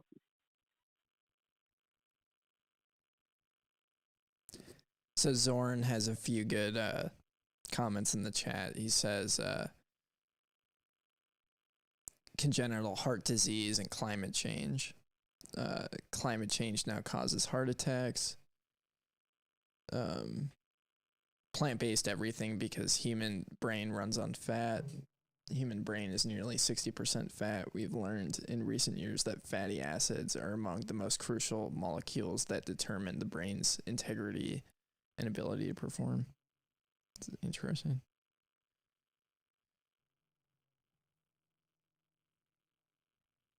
But yeah, on that, I mean, I can't help but think that it's not just people being opportunists with this stuff. I think it's intentional, and you kind of look back to when U.S. food started really getting shitty, and you saw a lot of issues happen, and Texas Slim outlines it really, really well, and it's following 1971 when they go and they subsidize all this bullshit food. And I don't know. It's either that they're just so incredibly stupid that they're just getting greedy beyond measure, and just doing everything that would look like it's intentional, and they're just so oblivious. But I don't know. It feels manufactured to me.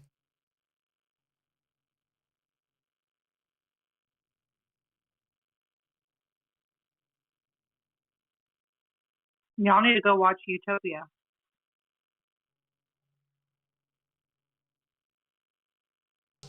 Which one was Utopia? I feel like I saw that recently.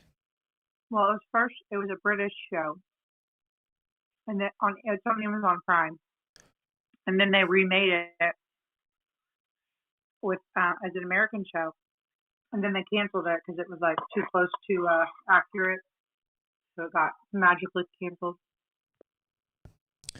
I remember that. Yeah, it was the one where the company was making that like fake meat or something that made everybody sick, and then they rolled out a vaccine that made people infertile.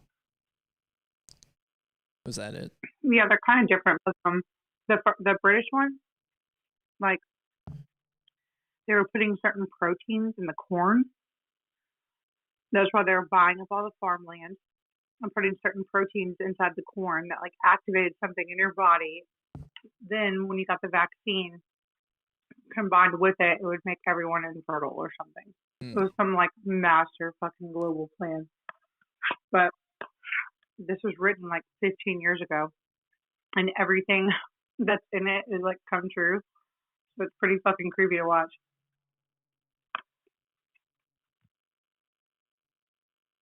Yeah, that stuff's wild.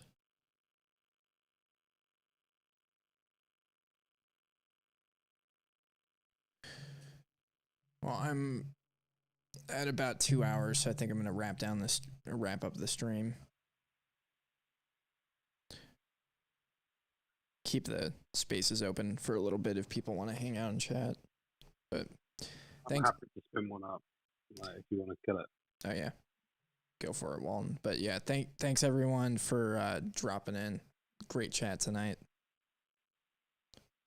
Yep. I'll see you guys later. Bye guys, love you. Jesus, homies. Bye. Thanks everybody in the chat for dropping in, commenting. Hopefully Skeef will be back in person next week. But yeah, have a good one.